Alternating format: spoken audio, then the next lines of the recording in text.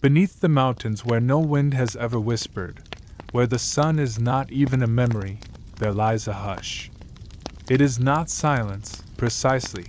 The world below is never truly quiet, but a softness, like an ancient lullaby long forgotten, still humming in stone. Here, far beneath the roots of trees and the last glimmers of daylight, the Underdark blooms in shadows. There is a cavern, unnamed in any map, unsought by most, where the ceiling hangs high as a cathedral, and the walls are woven with luminous tendrils of mycelium that shimmer in threads of violet, jade, and silver blue. They call it the Lanternhold, though none recall who first spoke the name. Perhaps it was a Myconid sovereign in a moment of rare reverie, or a drow priestess whispering to herself as she knelt beneath its pulsing lights. Or perhaps it was the cave itself, dreaming its name into the stone. The fungi that bloom here do not blaze. They do not crackle or sing. Their glow is slow, like breath, like heartbeat. Some flicker gently with patterns no surface dweller could decipher, while others release gentle spores that drift like pale snowfall, undisturbed by breeze or draft. Beneath their dim light, the walls glisten with mosses and minerals long untouched by tools. Pools of still water mirror the lights above with such clarity that it is hard to know what is reflection and what is realm. Here time loses shape. Travelers, those few who find their way without being swallowed by darker places, often do not speak when they enter. Words feel wrong, too heavy. Even surface-born adventurers, calloused by war and wonder, find their steps quieting. They sit by the glowing pools. Some weep without knowing why. Others dream of people they have lost, of futures they abandoned, of childhood joys they cannot recall until this very moment. It is said, in the quietest corners of the Underdark, that this cavern was once sacred to a god of stillness. Not of death, but of pause, of that single breath between one thought and the next, when the soul has not yet decided which way to lean. In this cave, the world does not ask anything of you. It simply holds you, and glows. A ring of toadstools, each tall as a man and soft with bioluminescent lace, forms a slow-growing spiral near the far wall. The Myconids tend them silently, moving with the deliberate grace of trees in windless places. Their minds touch one another not with sound, but with calm. Visitors who sit among them, who breathe in their serene spores, often leave changed. They speak more slowly. They carry lanterns even under the sun. And they wake at night, dreaming of a vast and peaceful dark, pulsing gently with color. Above all, the cave does not hide. It simply waits, like a cradle or a memory. Not all who travel the Underdark seek safety, and not all who find it recognize its gift. But for those who do, the Lanternhold remains, glowing in patient silence beneath a world that has forgotten how to rest. And so, the descent begins, not into peril, but into wonder. Into the glowing pulse of stone. Into a world where light is not a weapon, but a whisper. Into the soft embrace of the caverns below. There are those who say that in the Underdark, there is no peace. That it is a realm of poison and shadow, of cities carved in cruelty, of monsters that know your scent before you breathe. And yet, this is only part of the story. Beyond the blade-edged warrens of drow matriarchs and the shrieking tunnels haunted by cloakers, there exist sanctuaries of another kind. They are not defended by steel or sorcery, but by obscurity, by patience, and by a rhythm of life so slow, so inward, that most would overlook them entirely. One such place is the glowing garden of Philaris, though to the Myconids who tend it, it has no name at all. Naming, after all, is a thing of the surface, a thing of separation and claiming. But down here, in the hush, where spores drift like thoughts and thoughts drift like dreams, there is no need to name what is already understood. The garden rests within the collapsed dome of an ancient cavern, once hollowed by lava and time, now repurposed by life far gentler than any dwarven or Durgar delver might expect.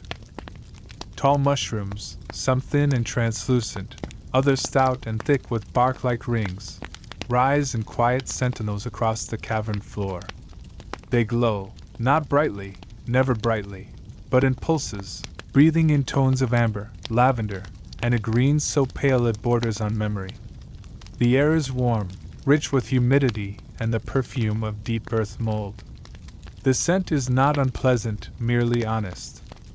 A mingling of fertile decay and slow becoming.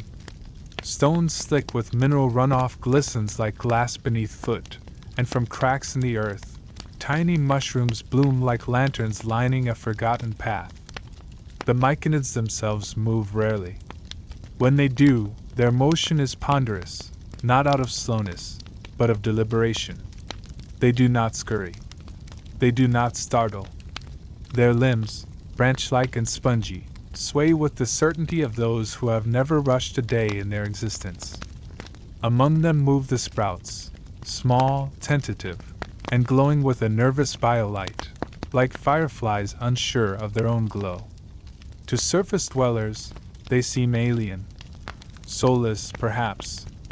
But this is a failure of understanding, not of spirit.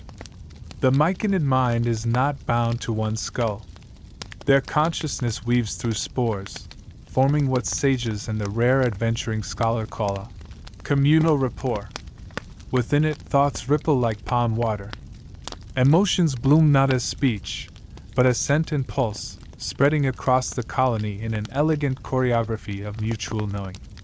It is not hive mind, for each is still itself. But they do not fear solitude, because they are never alone. Each day, or what passes for days beneath the crust, they gather in circles among the stalks, holding what they call melding.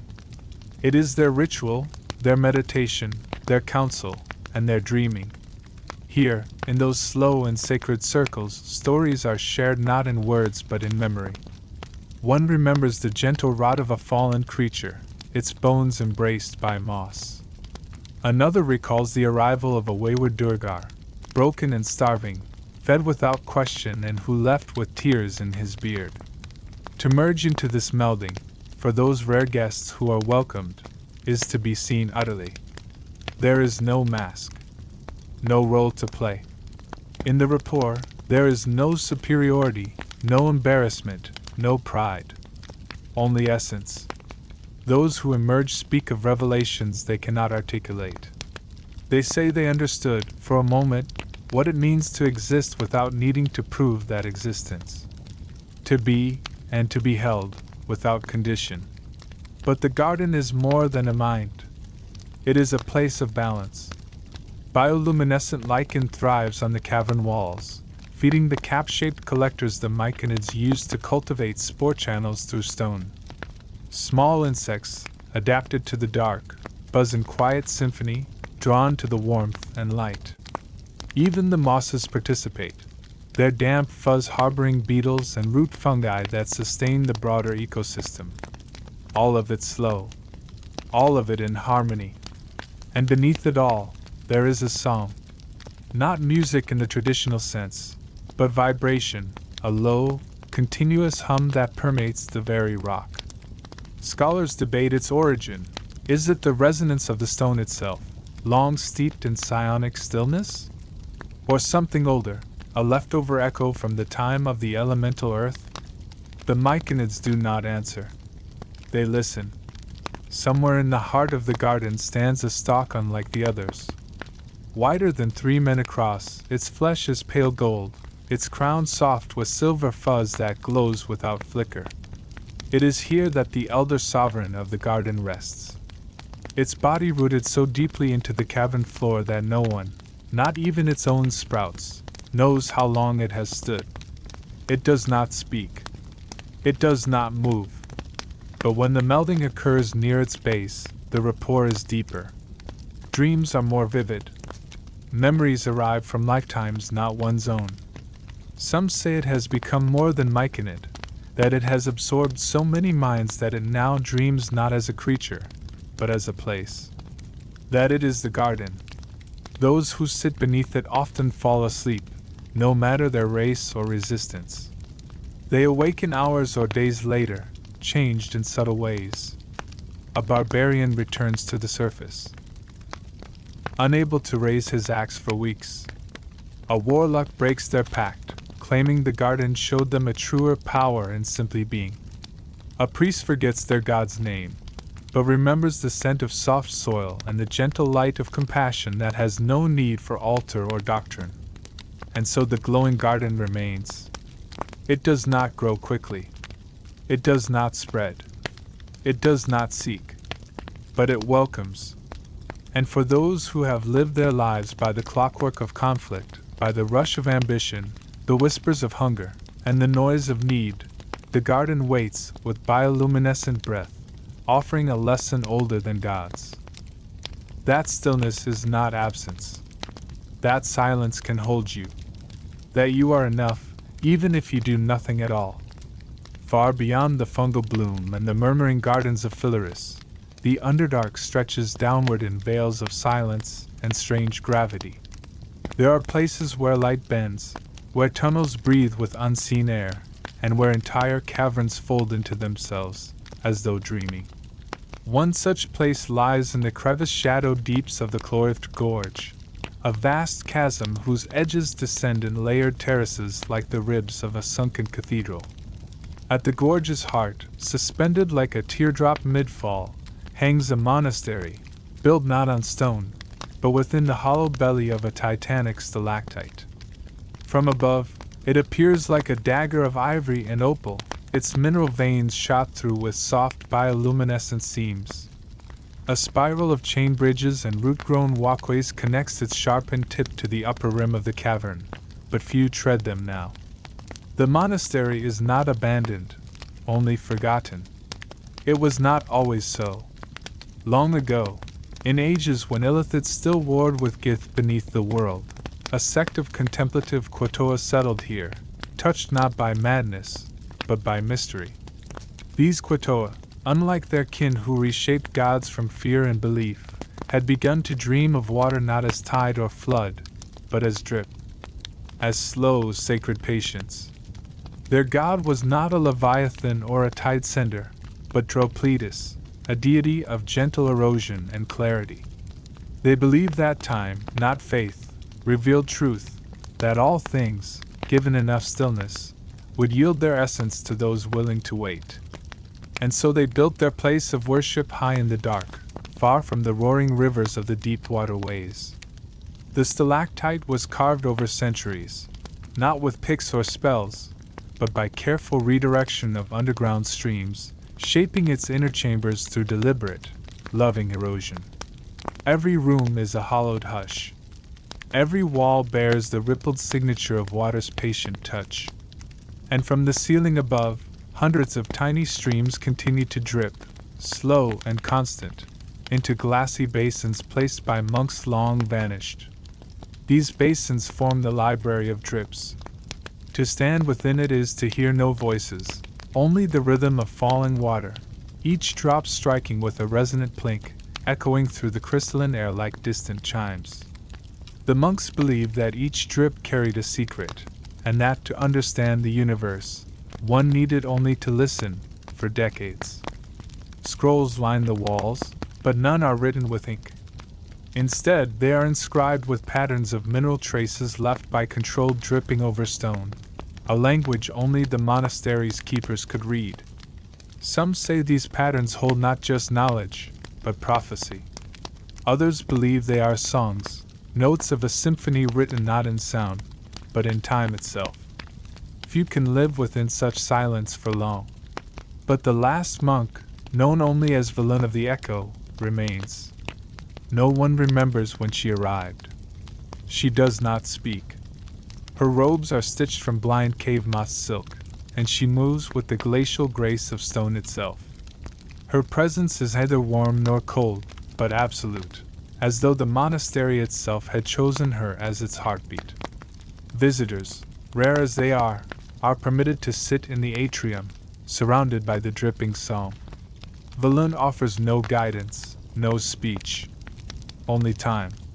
Some stay an hour, others days.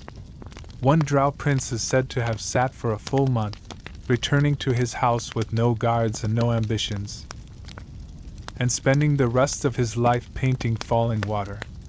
In a side chamber, the oldest basin holds water as black as obsidian and still as death. Valen calls it the Well of Knowing. If you stare long enough, you may see visions, not of the future, nor the past, but of what you are, when stripped of all performance. It is a mirror of essence. Many who look weep. A few laugh. Most simply bow and leave, unable to speak. But the stalactite monastery asks for nothing. It is not a place of conversion. It is not a place of revelation. It is a place of quiet, where the world unspools, drop by drop, and those willing to wait may find that all things fall into understanding, eventually. There are creatures in the Underdark that glow not because they wish to be seen, but because they have forgotten what it is to fear. Their light is not a cry, but a rhythm, a slow, instinctive pulse echoing from a time when light did not mean danger. Such are the lantern beetles.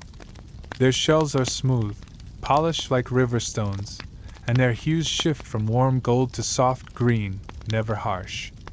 Their glow flickers in patterns unique to each beetle, like a heartbeat or a memory.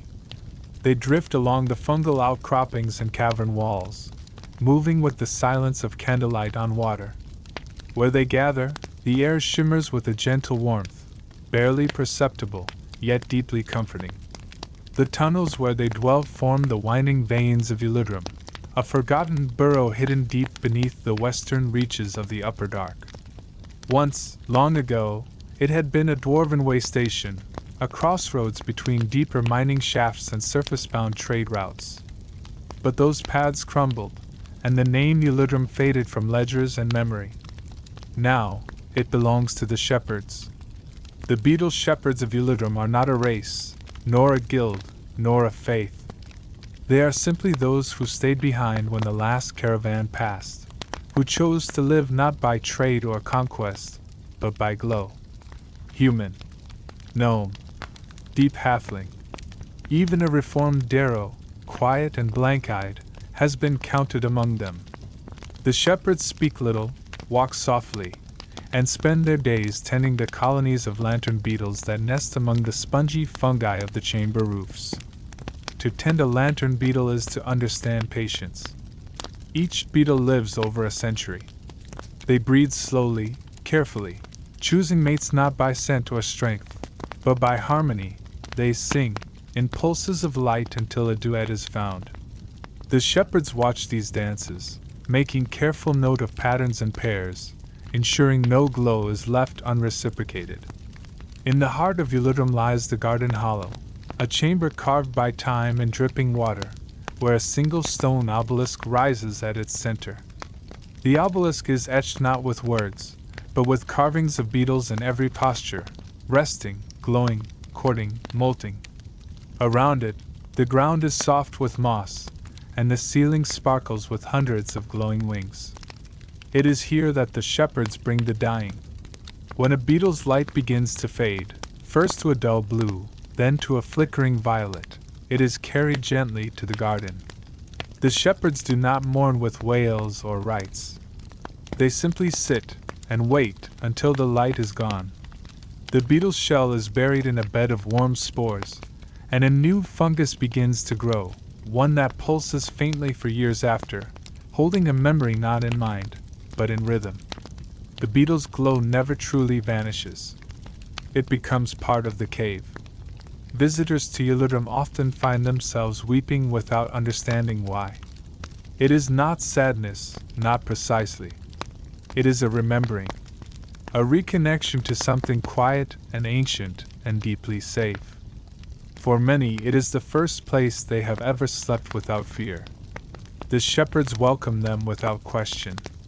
They offer woven hammocks lined with soft moss, cups of warm root broth that glow faintly when stirred, and silence deeper than any spoken comfort. They never ask names. They never inquire how long you plan to stay. If you help feed the beetles, clean their shells, or carry the old ones to the garden, you are family. Some stay for a single night. Some never leave. There is a legend among the shepherds of an elven child who wandered into Uludrum during the fall of Chednazad. His eyes hollow with flame's reflection. He said nothing. For a week, he did not sleep. Then, one night, the beetles clustered around him in a spiral, their lights weaving a net of soft green and honey gold. The child lay down in their center and, for the first time, closed his eyes. He awoke with a soft glow pulsing in his palms. He became the youngest shepherd in memory. The beetles are more than insects. To those who live in Uludrum, they are mirrors of emotion, of healing. Their light changes subtly when near sorrow. When placed in the hands of those burdened by regret, their pulse is slow, warm, steady. It is as though they listen without ears, understand without minds. Many believe the beetles do not glow on their own at all, but merely reflect the soul. There is one night each year, though down here, the passing of years is marked not by seasons but by moss growth and beetle moltings, when the entire colony gathers in the hollow. It is called the Night of Returning. No one speaks during it. The shepherds lie on their backs beneath the ceiling, and the beetles descend like starlight come home. Together they glow. And for a single, impossible moment, the cavern becomes a sky, one not above, but within. Even in the Underdark, where silence is often a mercy and solitude a shield, there are places where song lives on. Not the loud, brash songs of drinking halls or battle marches, but a different kind of music, quiet, drifting, echoing without source. Songs that seem to have no singer, only space. Hollowroot Cavern is such a place. Nestled beneath the skeletal roots of a petrified myconid forest, Hollowroot lies in a region where magic once clashed, a convergence of elemental stone, psionic tide, and the bleeding remnants of fey intrusion. The result is a cavern that remembers. The walls are honeycombed with chambers, each one resonant in shape. When the air moves, whether stirred by breath, footstep, or even thought, it creates a hum. When enough voices or echoes pass through the network, they layer, blend, and return not as echoes, but as harmony. It is not clear whether the cavern sings on its own, or if it merely amplifies the ghosts of sound. Regardless, travelers have long spoken of hearing voices when they rest there. Not frightening ones, but choral, wordless, woven from breath and stone. The first to settle there was a tiefling archivist named Kalina Vor. A bard by training, she sought to map sound itself.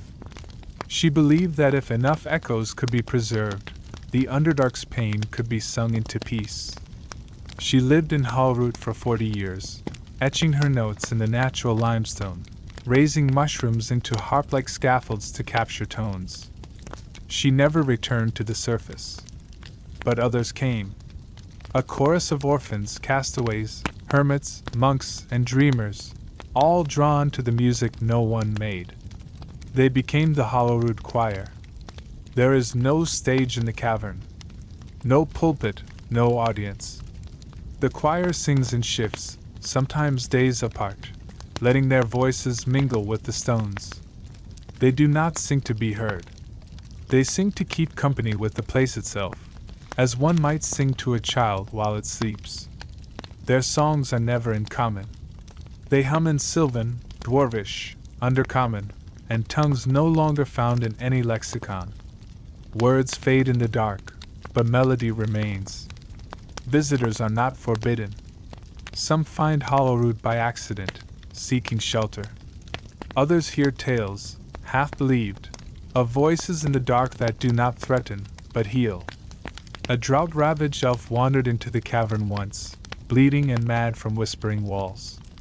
The choir took her in. She slept for 7 days. When she woke, she did not remember her name, but she remembered a tune. She sang it, and the cavern harmonized with her, as if finishing a story. Hollowroot has no ruler. Kalina's bones rest in the central chamber, wrapped in silk grown from chasm spiders who consider her kin. Her flute, carved from fungal ivory, still rests in its groove on the wall. Sometimes, when no one is near, it plays. The magic of Hollowroot is not cast like spells. It is grown, rippled, exhaled. The air here thickens when one sings, and becomes thin when one lies. It rewards vulnerability and punishes falsehood with echoes that twist out of tune. To be in Hollowroot is to be heard, not by people, but by place. Many who come here learn to sing again. Not with perfection, but with sincerity. Some cry when they try. Others remain silent, listening as their own breath becomes music in return. There is a saying etched into one chamber wall in glowing spore ink. The stone has ears, the air has memory, and your voice was never alone.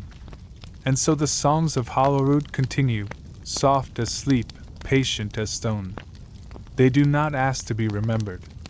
They only ask to be sung. Far below the known routes and trade spines of the Underdark, deeper still than the Drow cities and Quitone lakes, lies a valley encased entirely in stone. It is not a crevice nor a chasm, but a bowl of hollowed earth, hidden like a heartbeat between layers of silence.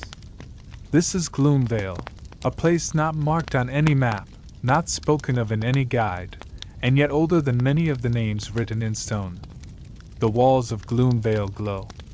Not with fire, nor flame, nor enchantment, but with the breath of 1,000,000 spores. From ceiling to floor, the valley is blanketed in a web of bioluminescent growth, a living script that spills down the cliffs and over the mushroom fields in gentle pulses of amber, green, and deep violet. The light does not flicker. It breathes. It is said the spore light carries memory. Not the memory of one, but of all. At the heart of Gloomvale lies the Archive Grove, a copse of towering stockshrooms, each broader than a cottage and older than empires. Beneath their canopies walk the Sporelight archivists, tall, robed figures of uncertain race and origin, their faces always obscured by masks of carved lichen and woven spore glass. They do not speak aloud. Instead, they communicate through the delicate release of coated spores, scents and colors so subtle that only those with long training can decipher their meaning. To become an archivist is not to learn, but to forget. One must abandon the urgency of personal narrative, must quiet the self to hear the memories that swirl in the air like mist. For the veil holds every thought that has ever been left behind, whispered regrets, half-formed ideas, silent apologies, and dreams dreamt in the dark. The spores absorb them, preserve them, and pass them on. Visitors who enter the grove are invited, never commanded, to sit within the light of the central bloom, a great mushroom whose cap is as wide as a city square. Beneath it, the spores fall like snow, and those who breathe them begin to remember things they never knew, moments not their own, childhoods they never lived. A lullaby sung in a language their tongue cannot form, and yet whose melody feels like home. Some find it overwhelming, others transcendent. Not all memories are gentle, but all are offered without judgment. It is in this place that the archivists record their entries, not with ink nor crystal, but by cultivating specific spore colonies within the stalks of the grove's giants.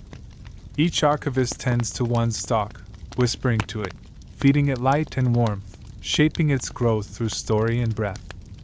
Over time, the stalk's patterns shift, rings within its flesh bending like tree rings, shaping glyphs only they can read.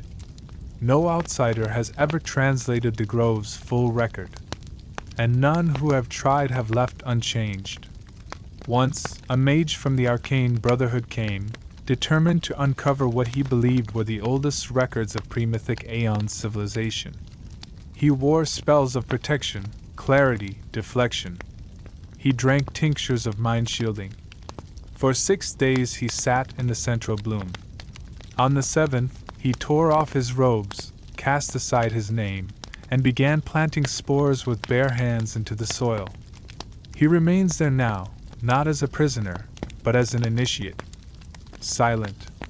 Smiling. The archivists teach that memory is not property. That no one owns a story. That all thought belongs, ultimately, to the spore. And so the grove blooms. Wanderers from across the Underdark find their way here in dreams. In instinct, in desperation. They come not for answers, but for rest. For understanding. For the warmth of being remembered. Those who stay are invited to wear the mask, not to hide, but to release the burden of face. With time, they too may shape spores into speech, tend memories like gardens, and share in the quiet, endless work of remembrance. No record in gloom veil is ever erased. Forgotten, perhaps, until someone dreams it again. But never gone. In a world of fleeting lights and constant fear, the spore light holds steady. Not as flame, but as glow. A gentle, breathing lantern in the deep. There is a cavern, deep enfolded in the roots of the oldest petrified forest of the Underdark, where light behaves like memory, lingering long after its source has faded, curling against the walls like dreams not yet forgotten. The cavern is called moss glass, not for any glass crafted or discovered, but because the moss that grows there shines with a sheen so fine, so crystalline, it reflects. Not with clarity, but with truth. The moss glass caverns are nearly silent. No rushing water. No echoing footsteps. Even voice seems muted, as if the stone itself were listening and asking for gentleness. The walls are lined with moss that glows only when left undisturbed. If touched, it dims. But when left alone, it shines, a soft, translucent teal that shimmers like moonlight through ocean ice. Scholars once speculated it was magical in origin, perhaps tainted by Faerzres, or seeded by the wandering spores of Aromycos. But the druids of the Deep Root Circle believe otherwise. To them, the moss is a memory root, a physical manifestation of the stone's own dreaming. Each glow, they say, is a feeling the earth once had. A reflection of sorrow, or joy, or ancient awe. And in the center of this cavern, deeper than most dare go, lies the mirror. It is not made of glass or crystal, but of perfectly still water, ringed by a circle of stone teeth that rise like fingers from the earth. The surface never ripples, even in wind, for there is no wind. Yet those who gaze upon it see movement, not of their face, but of themselves. The mirror beneath the roots is not literal. It does not show a traveler their body, nor even their past. It shows what the moss remembers of you, and what the deep stone believes you are becoming. It is part prophecy, part reflection, and part echo. Many who look see themselves as children, not of their lineage, but of their longing. A drow priestess once came, weary and half-mad from the screams of Loltha's temples. She stared into the mirror for a day and a night. When she rose, she had plucked the spider sigils from her robe and painted her eyelids with moss light. She spoke not another word, but returned to her city and spent the rest of her years guiding orphans to safer paths through the deep. It is said that those who see their truest self in the mirror cannot lie again. Not because of magic, but because the illusion is gone. The druids who guard the moss glass do so with serenity, not with steel. They are not warriors. They are witnesses. They walk barefoot, their feet stained with teal glow, their voices low and slow. They do not preach. They simply ask, "What did you see?" And they listen. The moss glow responds to emotion. When joy is present, it pulses like heartbeat. When grief enters, it dims, not to hide, but to hold. Some travelers bring poems to recite, and the moss responds in gentle rhythms. Others bring only silence. All are welcome. There is no temple here, no altar. but many have called it sacred. And some never leave, not out of fear or worship, but because they have found, finally, a place that sees them. At the cavern's far end, a spiral of stones marks the place where dreams are planted. Visitors may place a stone from the surface world within the spiral, whispering into the moss what they wish the earth to remember. The druids do not record these wishes. The moss does. And perhaps, one day, someone else will stand in the cavern and feel a warmth in the glow, a memory not their own, yet deeply familiar. A wish made long ago, echoing in silence. The moss-glass caverns do not promise truth, but they reflect it. And sometimes that is enough. Far beneath even the lowest fungal groves and beetle-lit paths, beneath the deep Durgar forges and abandoned illithid hives, there is a silence that is not just the absence of sound, it is the presence of waiting. That is where the vault lies. The slumbering vault is not a city, nor a hall, nor a shrine. It is a singular chamber carved by no hand, yet shaped with such impossible precision that even dwarven geomancers cannot comprehend it. Its ceiling curves like the inside of a giant skull, ribbed with layers of obsidian and onyx. Its walls, seamless and unyielding, hum with a sound too low to hear, too ancient to forget. The sound is not vibration. It is thought. At the vault's center stands the stone-thought monolith. It is a black pillar, twice the height of a man, etched with no language, bearing no sigils. It appears inert, lifeless, merely stone. But those who sit near it, those who breathe the heavy air of the vault and close their eyes, begin to dream. Not of themselves, but of stone. Of time so slow it grinds stars to powder. Of mountains being born and dying under oceans. Of heat and weight and the press of gravity that knows no mercy and asks for none. Of memories not stored in blood or bone, but in strata, each layer a thought, each mineral a word. The monolith remembers. And if you remain still enough, for long enough, it may share its memory with you. It does not speak in words. Its voice is the slow ache behind the breastbone, the drifting of your pulse into stillness, the sudden and impossible sensation that you have always been here. That you are not a visitor, but a returning thought, long misplaced. Few come to the vault on purpose.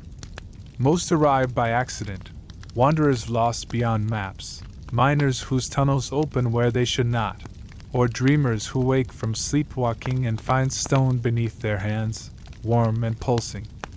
A few come searching, drawn by visions or whispers in their own thoughts, thoughts that do not feel entirely their own. The vault offers no hospitality. There are no beds, no food, no comfort. Only gravity and thought.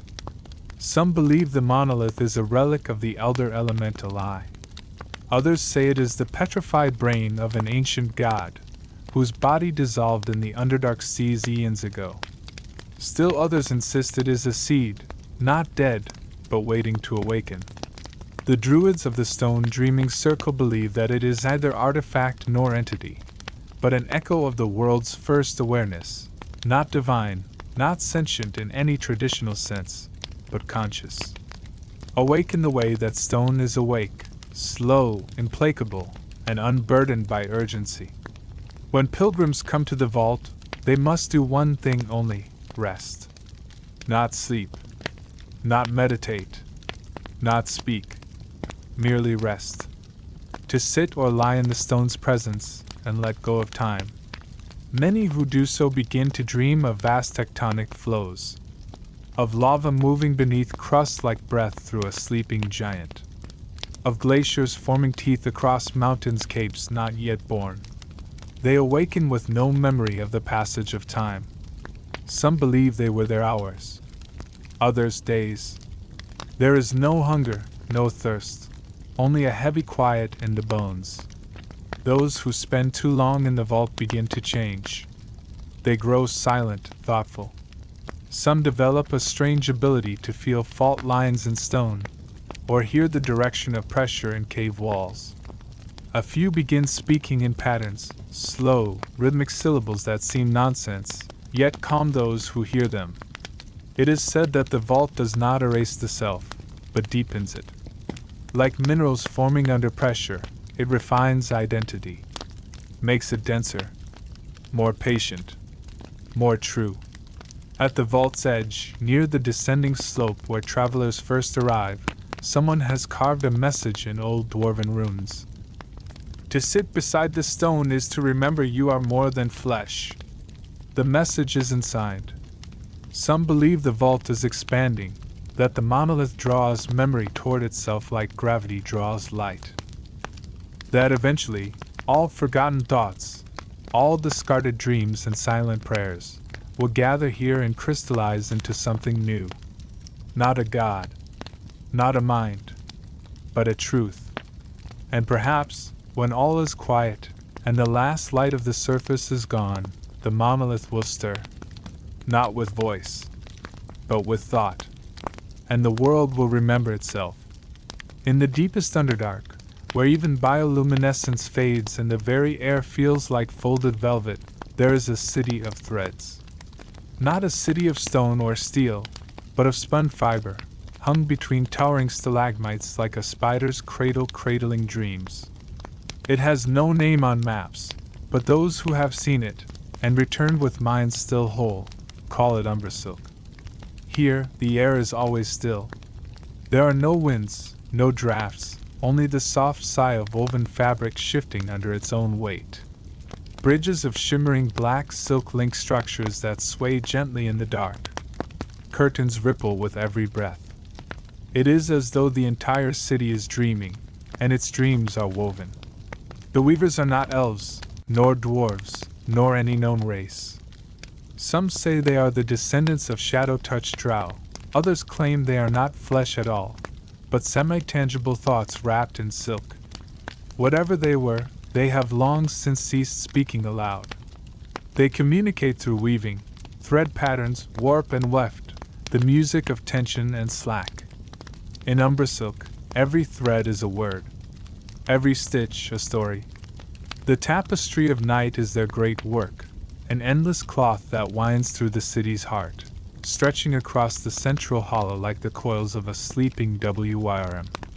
It is wider than a cathedral, longer than a dragon's lifespan.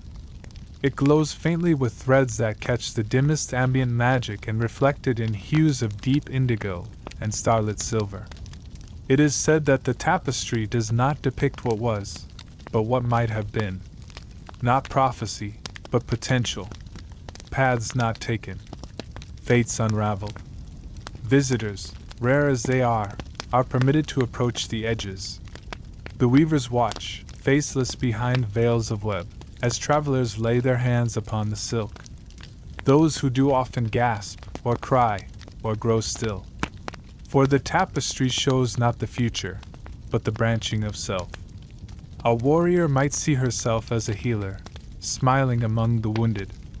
A thief might glimpse a quiet life in a cottage, a lute in hand. A mage might see themselves not in robes, but as a child, staring at the stars without ambition. These are not lies, nor temptations. They are possibilities, threads left unwoven. The tapestry never judges, but it remembers. Each touch adds a new shimmer to the weave, a memory not taken, a life unlived, but honored all the same. The weavers stitch it in silently, their hands gliding through the air as if following music only they can hear. Some travelers never leave, not because they are trapped, but because they find peace in knowing that the path they walk is one of many. That their sorrows could have been joys. That their regrets are not failures, but forks. The weavers offer beds spun from dream silk, cloth so soft it hums with forgotten lullabies. They offer no speech, no meals, no advice. Only silence. And thread. And for many, that is enough. Those who leave Umbrasilk often carry a single thread with them, wrapped around a finger, or braided into hair. The thread holds no magic. but it remembers. And when touched, it whispers a feeling, of being seen not as you are, but as you could have been, as you still might be. In the heart of umbersilk, the tapestry grows, one thread at a time, one breath, one dream. Deep beneath the Underdark, where cold reigns eternal and moisture clings to every stone like breath held too long, there lies a cavern warmed not by lava or forge, but by the slow heartbeat of flame that does not burn. The Embermoss Shrine is not marked by grandeur or gold. It is a hollow, no wider than a village square, nestled within a fork of ancient tunnels that long ago served as a bypass to Durgar trade routes. Few pass this way now. Fewer still stop. But those who do, weary, wounded, or simply lost, find warmth. At the center of the cavern grows the embermoss. It is not a moss in the traditional sense, nor a fungus, nor any classified plant. It is something between, a living, glowing weave of tendrils and leafy filaments, soft as ash, warm as coals. It clings to the walls like a blanket of soft cinders, pulsing gently with hues of orange and crimson and deep, smoldering plum. Its glow never flickers. Its warmth never wanes. No fire feeds it. No root sustains it. And yet it endures. The watchers of the gentle flame tend to the moss as one might tend to a sacred hearth. They are few in number, a half-blind elf with fingers stained ochre from decades of pressing moss paste into cracks, a tiefling child who came alone and never spoke, her eyes filled with reflections of emberlight, an old Goliath whose voice is so low it resonates in the walls more than in the air. They are not clerics, though they offer comfort. They are not druids, though they live in symbiosis with the living warmth. They call themselves keepers, not of knowledge, not of power, but of presence. The shrine's flame is not meant to illuminate, but to soothe. Visitors are not greeted with ceremony. They are not questioned, nor judged. They are simply offered a place by the moss, and a bowl of steamed root broth, spiced with something that tastes like memory and feels like home. Many sleep the first time they arrive, and do not wake for days. The moss responds to proximity. It shifts its hue subtly when someone enters, brightening or dimming as if reading the emotions carried in their breath. It never recoils. Even the most tormented are not turned away. The watchers say that pain is just a heat-seeking balance, and that embermoss was born to hold it. There is a ritual, quiet and optional, called the soft burn. At any time, a visitor may approach the flame wall, where the moss grows thickest, and press their hand into the glow. If they do, the moss pulses once, and then grows still. The warmth enters the bones, not fiercely, but with a deep and resonant calm. Many weep. Others laugh. Some fall asleep standing, held upright by the moss as though embraced. The soft burn does not remove pain. It reminds. That pain is not forever. That warmth can be held without burning. That some fires do not consume. In the back of the shrine lies a mural, carved not by tools, but by the slow pressure of moss over stone, forming grooves and glyphs that shimmer with time-worn care. It shows a circle of beings, seated around a central flame. Some are human. Others are monstrous. Some have no face at all. Yet all are peaceful. All are home. The watchers do not claim to know who made the shrine, nor do they try to define its purpose. It is, they say simply, a place where warmth forgot how to leave, and perhaps that is enough. Many who visit the Embermoss Shrine do not return to war, or city, or ambition. They become quiet, steady. They carry tiny bundles of embermoss and wax cloth, offering it to others without word or expectation.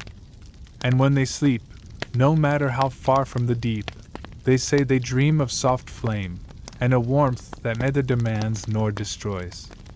Just is.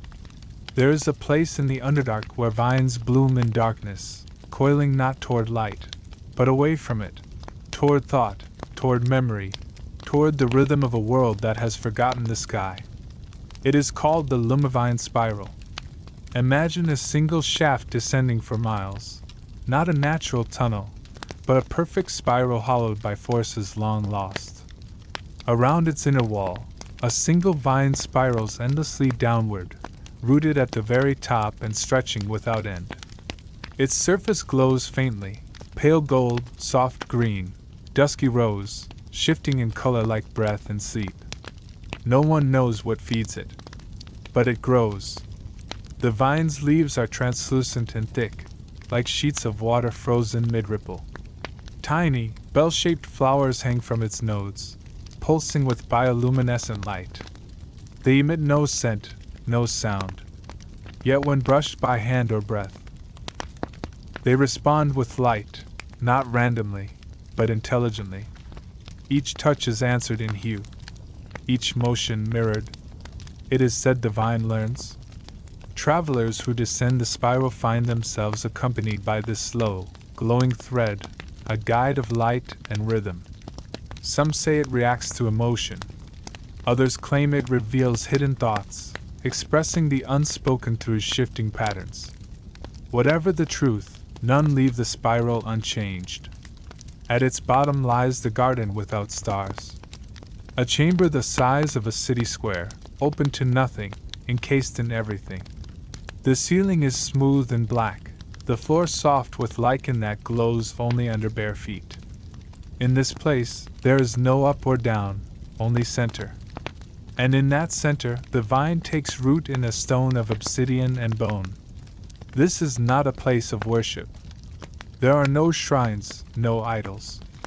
And yet the garden feels sacred. The vine's light pulses outward in concentric rings, touching each wall with gentle illumination.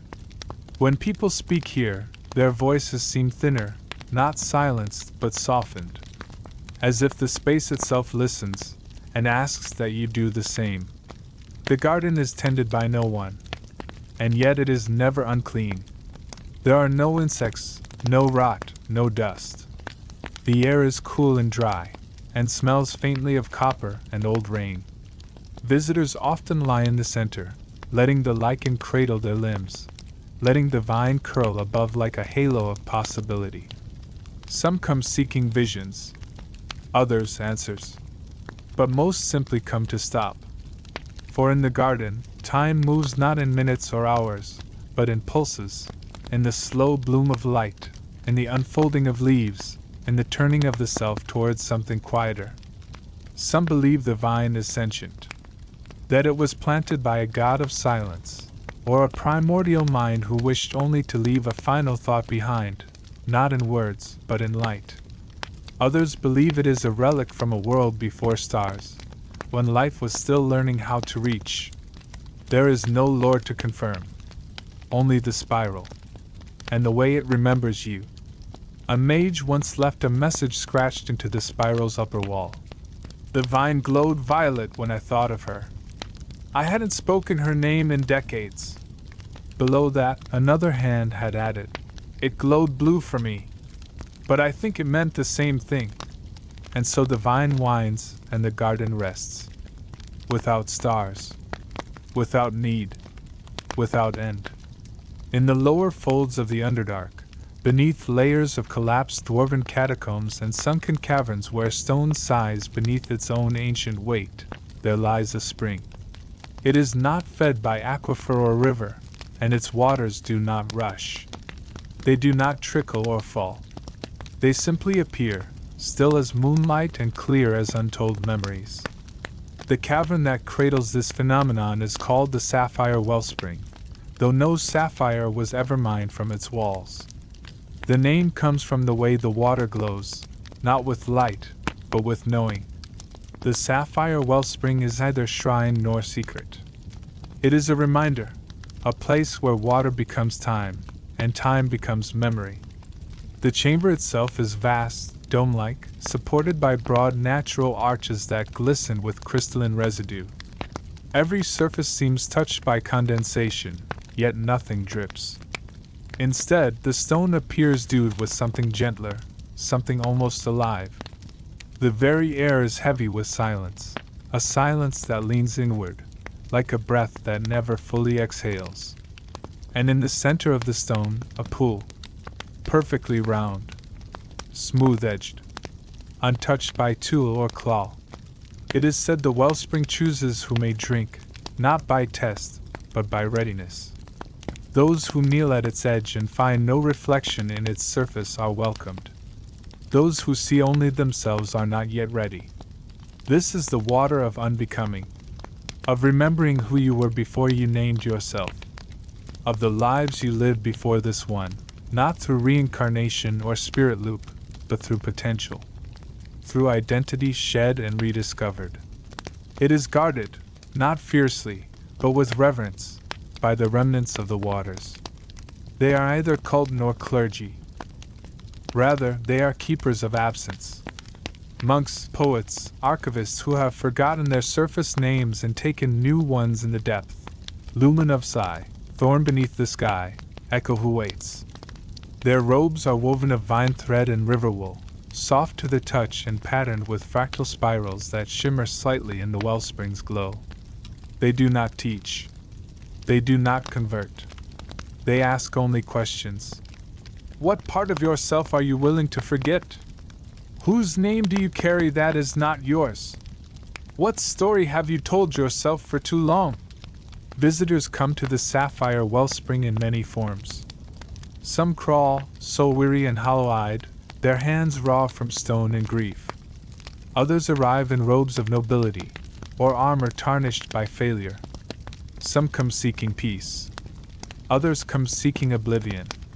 And some simply do not know why they come at all, only that the dream of still water beneath blue stone has haunted them long enough. The waters hold them, not gently, not harshly, but completely.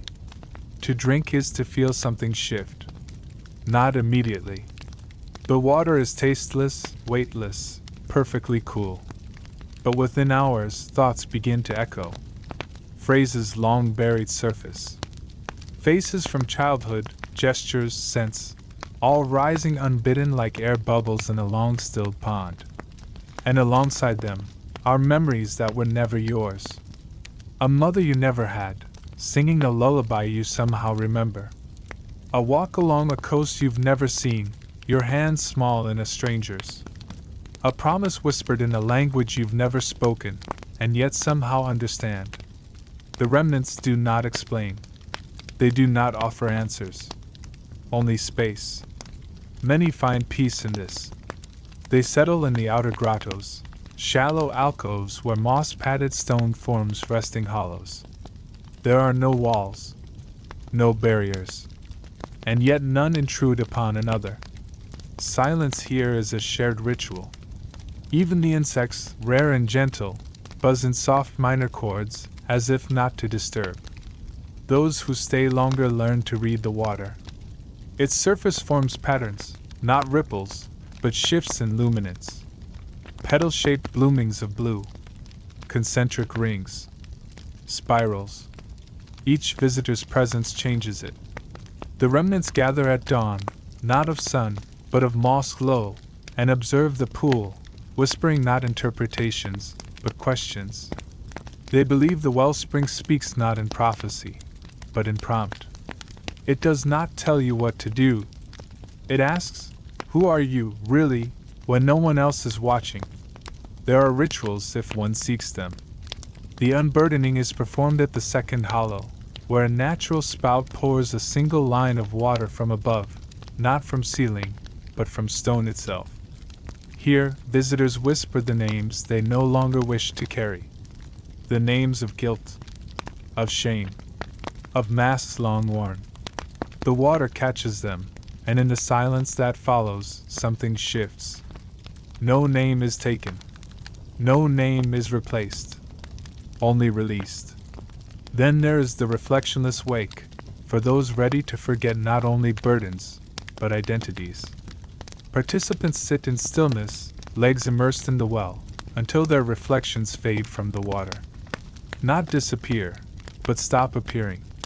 No magic. No illusion. Only stillness so deep the water no longer recognizes individuality. Those who undergo this rite speak differently afterward. They refer to themselves in metaphor, in sensation, in echo. They often remain behind, tending the moss, asking questions, becoming remnants. The wellspring is not eternal. Its waters rise and fall, seasonless. Sometimes it vanishes for weeks, replaced by dry stone and a silence so dense it hums. Then, without warning, it returns, not bubbling, but waiting.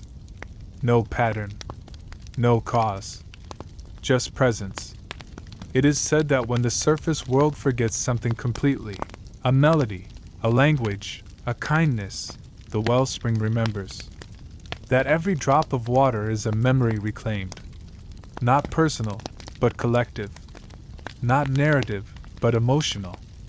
A warmth, a sorrow, a promise. Some scholars believe the sapphire wellspring is a node of psionic resonance, a place where the Underdark's collective unconscious manifests in liquid. Others call it a trick of geology, the byproduct of rare mineral currents. A few whisper that it is the tears of a dead god, still mourning the mortality of its followers.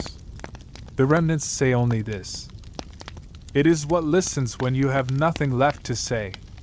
It is customary, when leaving the wellspring, to offer something nameless. A piece of cloth without a story, a pebble from no remembered road, a breath held for too long, finally exhaled into stillness. These offerings are placed at the circle of unknowing, a ring of smooth stones near the water's edge. No one guards it. No one curates it. It changes constantly. One day filled with colored threads, the next with carved tokens, the next with nothing at all. The remnants never touch it. It belongs to the water. Many return, years later, only to find their offering gone, or grown into something else. A thread now woven into moss. A stone now split, glowing faintly blue. A sigh caught in the air, echoed by the windless hush. No one stays forever. But everyone leaves something behind. And in a world built on survival and struggle, the sapphire wellspring asks a softer question. What would you be, if you didn't have to be anything at all? Beneath the stone, the water glows. Waiting. Reflecting. Remembering. Not who you were, but who you forgot to be. It is often said that stars belong to the sky, that the act of looking upward is a motion of wonder, of searching for stories written in celestial fire. But deep beneath the crust of the world, past the depths where even the memories of sunlight grow pale, there is a place where stars drift downward, a place where the firmament folds in reverse, and the ceiling above is not the only canvas for constellations. This is Lycanvale. It is not a city. It is not even a village. It is, rather, an observatory, though there is no telescope, no brass machinery, no domed chamber with turning gears. Lycanvale is organic, living, shaped not by architects but by time and tendril. The entrance is a narrow crack between quartz-ribbed walls, veiled by a thick mat of bioluminescent lichen. Push through it, and you emerge into vastness. The cavern yawns wider than logic.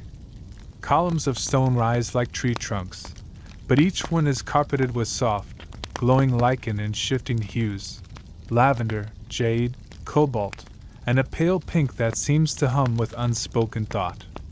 The ceiling is so high it vanishes into blackness, yet every now and then, a shimmer, slow, ghost-like, will drift down from above, as if the sky has learned to fall.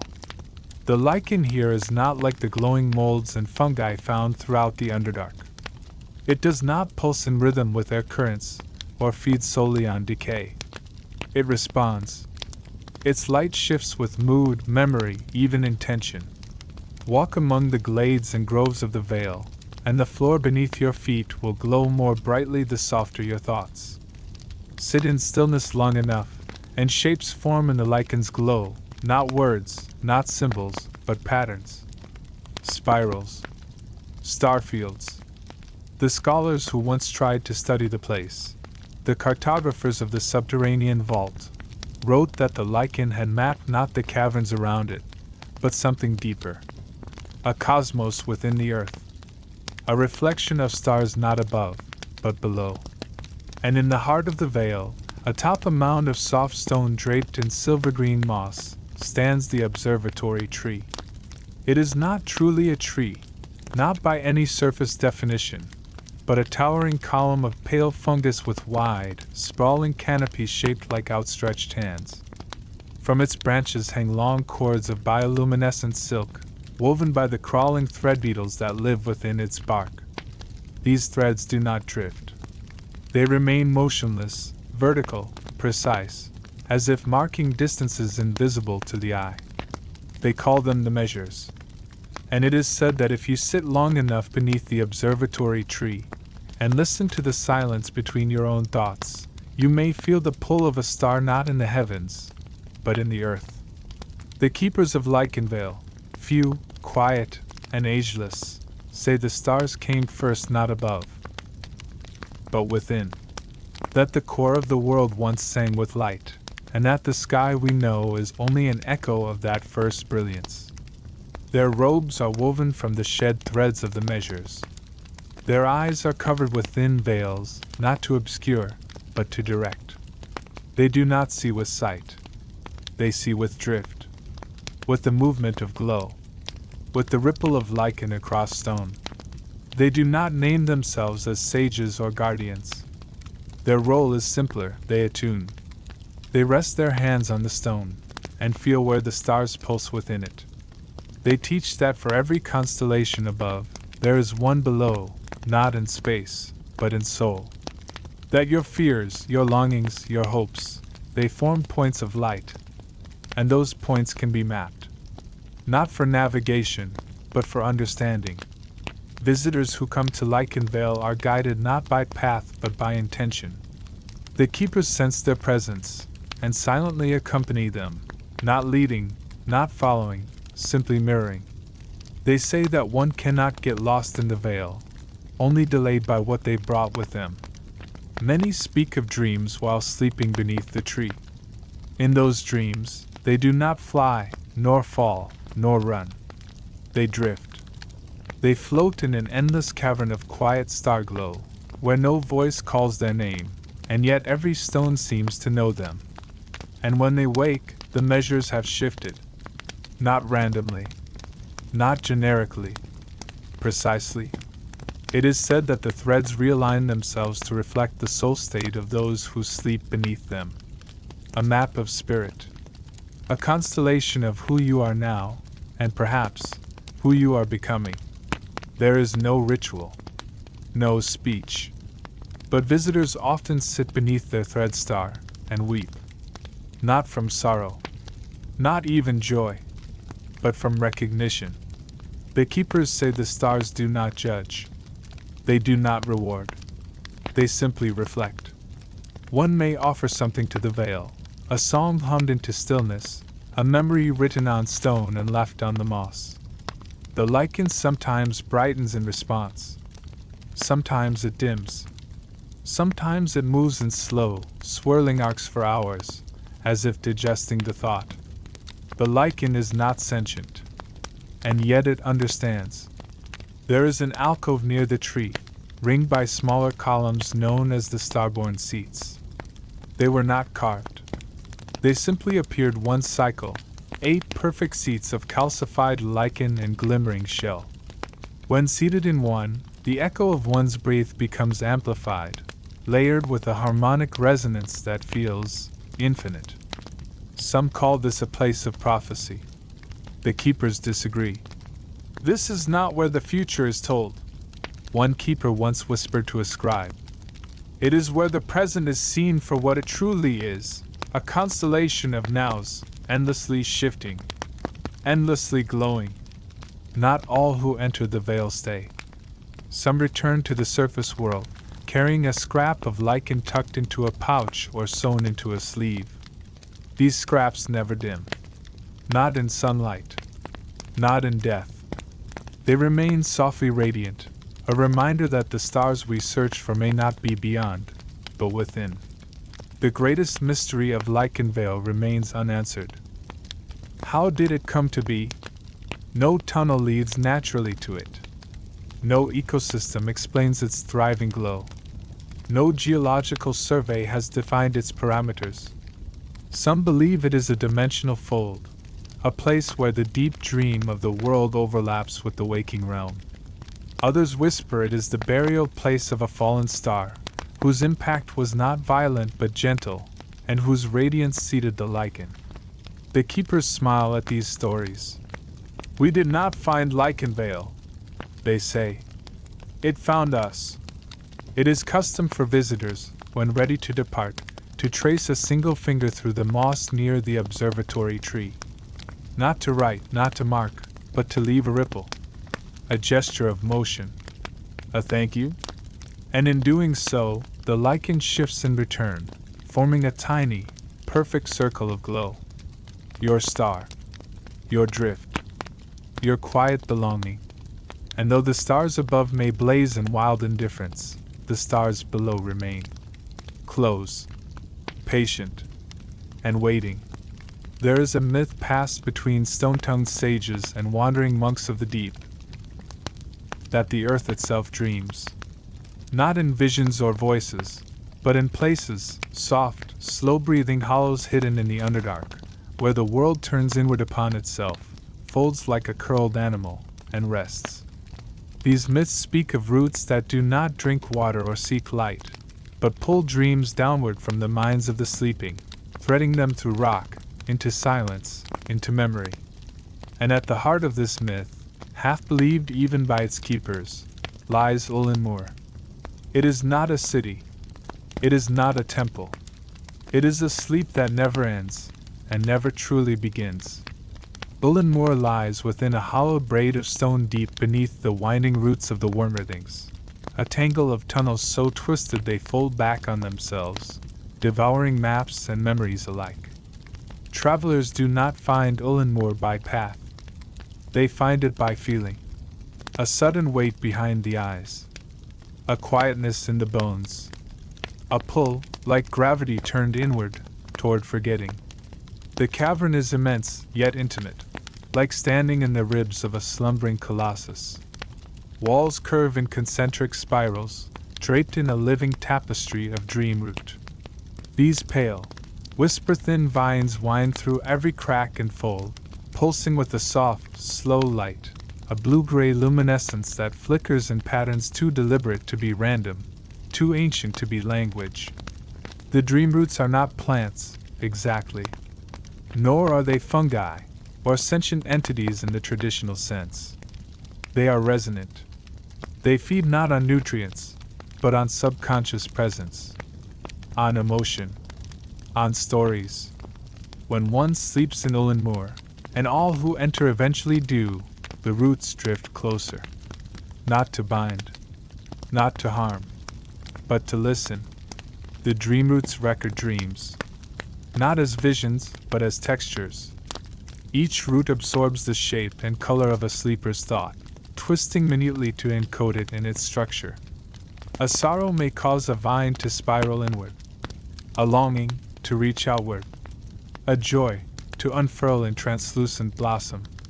The entire cavern is covered in such dream traces, the accumulated memories of thousands who came, laid down, and vanished into the breath of the stone. The keepers of Ullin Moor, if they can be called such, are known only as the sleepers. They do not speak. They do not move. They are not dead. They simply sleep. Nestled in moss cradles beneath root-laden arches, their bodies lie undisturbed, some for decades, some for centuries. Each breathes softly, steadily, untouched by time or decay. Their faces are serene, their limbs loosely arranged. Some smile faintly. Some weep in stillness. None awaken. Scholars who have studied the site believe the roots form a harmonic stasis field, a natural suspension of consciousness that preserves life while deepening the dreaming state. Others argue that the sleepers have transcended need entirely, and now exist in a shared dream, sustained by the roots and fed by the stories of all who came before. Only a few ever awaken from Ulanmur, and those who do are different. They speak slowly. Their eyes shimmer faintly in darkness, not with magic, but with knowing. Their memories fracture and rearrange, not from damage, but from integration. They speak languages no one taught them. They recognize strangers as friends. They paint images from cultures lost to time, whisper the true names of stars that never hung in the sky. They say things like, "The stone remembers more than we ever lived. My grief grew wings. I met a version of myself that never touched sorrow." These awakened, as they are called by Underdark travelers, often return to Ulanmur. Not to sleep, but to hum. There is a chamber at the root of the dream grove called the Humming Hall, an oval hollow where sound carries without echo, where the very air seems to drink noise. Here, the awakened gather and hum, soft, low tones that seem meaningless to the untrained ear. But to the roots they are food, resonance, memory retold. The more one hums, the more the dream roots bloom.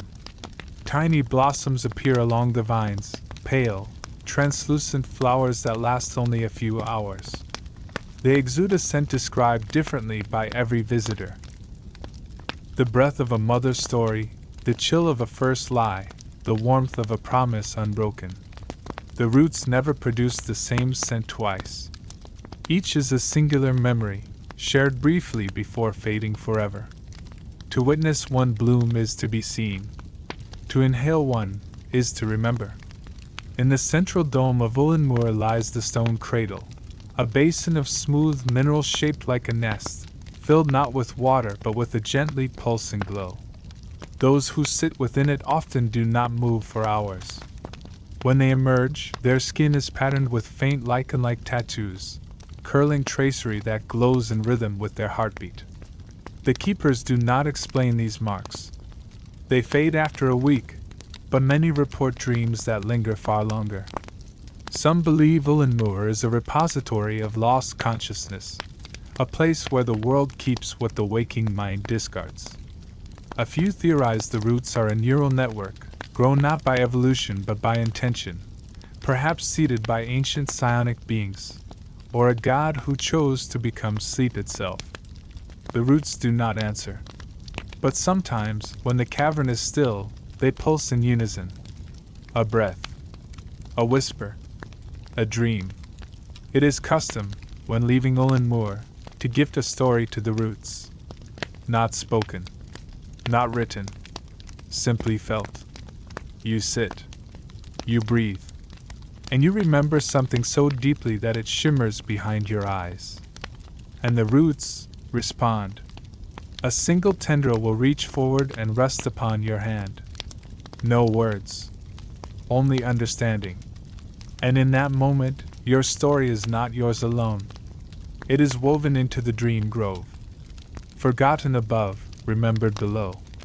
Not for glory, not for legacy, but for comfort, for continuity, for connection. It is said that one day, when the surface has grown too loud to hold meaning, when even the stars forget how to shine, the dream roots will bloom all at once, a final, radiant pulse that releases every story back into the world. A sleep-turned song. And then, silence. Not emptiness, but peace. True subterranean peace. Until then, Ulanmur waits. Wrapped in roots. Drifting in dream. Remembering, so we don't have to. Beyond the tunnels carved by drow ambition and the veins hollowed by dwarven greed, deeper than any mapped passage and far from the warmth of known civilizations, there lies a vertical shaft so wide and so high that its true boundaries vanish into light and shadow. Its walls gleam faintly, not with magic, but with memory made mineral, and its name, whispered like myth by those who wander farthest into the Underdark, is the Crystal Reaches.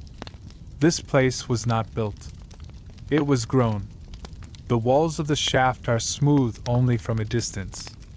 Up close, they are fractal, a chaos of layered crystals, spiraling outwards like frozen symphonies of forgotten color. Amethyst shards merge into bands of citron and quartz. Veins of mineral calcite thread through geodes the size of wagons. The surfaces shimmer softly with internal light, pale and shifting, like a thought trying to take shape. No torch is needed here. The light is listening. The descent begins not with a stair or a ladder, but with surrender. Travelers who step into the reaches find themselves drawn downward, not falling, not floating, but sliding, as if gravity itself has decided to cradle them gently. Their speed is slow. Their pulse slows to match.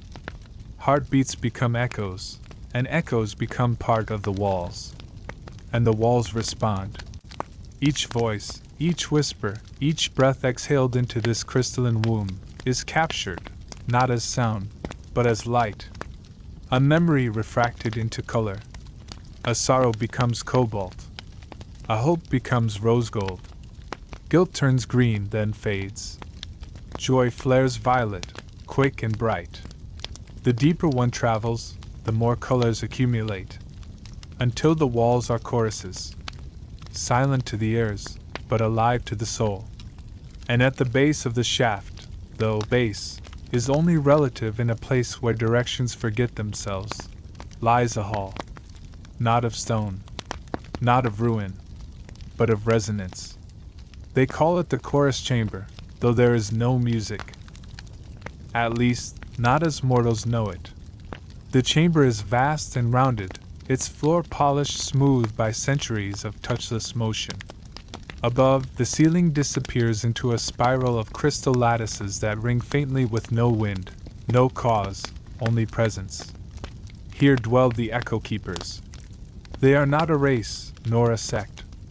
They are rememberers, beings of various origin who have abandoned name and purpose, choosing instead to become conduits of memory. Their robes are stitched from mica thread and spun crystal filament. Their eyes, always closed, glow faintly with colors that change as you speak. They do not talk. They resonate. If you speak to them, they listen. They do not nod. They do not interrupt. But the colors of their skin shift as you speak, flickering softly, like leaves touched by starlight. When you are finished, when you have said everything, or nothing, they place a palm upon the wall of the chamber. And it remembers. Not as a diary, not as a story, but as color, fixed into a single note of the ever-growing crystal chorus. Some say this chamber sings, not through sound, but through sensation. The longer you remain, the more your thoughts begin to shimmer. Memories sharpen. Regrets loosen. Love long buried returns, not as pain, but as warmth. Your skin tingles. Not uncomfortably, but as if being acknowledged. It is not uncommon to weep here, or laugh, or simply sit, for hours, unmoving, as the resonance of memory held safely in the stone unfolds around you. No visitor is ever asked to leave, but most do, eventually. They leave behind a color, a tone, a breath held in crystal. And in return, they carry away a kind of weightlessness. A sense that, even if they are forgotten by every living soul, something remembers them. Not in judgment, not in duty, just in truth. There is a sacred rite known among the keepers as the surrendering light. Once in a cycle, not annual, not lunar, but timed by the shifting harmonics of the walls themselves, one visitor is chosen to release their last memory, to offer up the single thought they refused to part with, the one secret they've kept buried even from themselves. They enter the singular alcove, a narrow cleft of opaline stone where light bends, and emerge silent, glowing, changed. Those who undergo the surrendering light lose nothing they did not already long to forget, and gain something no one can name: a warmth behind the ribs, a shimmer when they close their eyes, a home inside the silence. There are theories, of course, that the crystal reaches are the remnants of an ancient psionic consciousness that collapsed into light, that the chorus chamber is a gateway to a realm of pure memory, that the crystal has no bottom, that it simply continues until the mind cannot follow. But the echo keepers say only this: to be known is to glow, to speak is to refract, to remember is to sing. And so the chamber deepens. New crystals bloom with every breath. The walls expand, not physically, but emotionally, each color a signature of someone who needed to be heard. Somewhere, tucked among the walls, are all the words never said aloud. I wish I had held her hand longer. I am not what they made me. I tried. And, just as often, thank you. Visitors return years later, older, burdened again. They touch the wall, and find their color waiting. Soft. Constant. Home. Deeper than drow ambition, beneath even the lowest worm tunnels and slime-choked trenches of the deep realms, there is a silence that leans.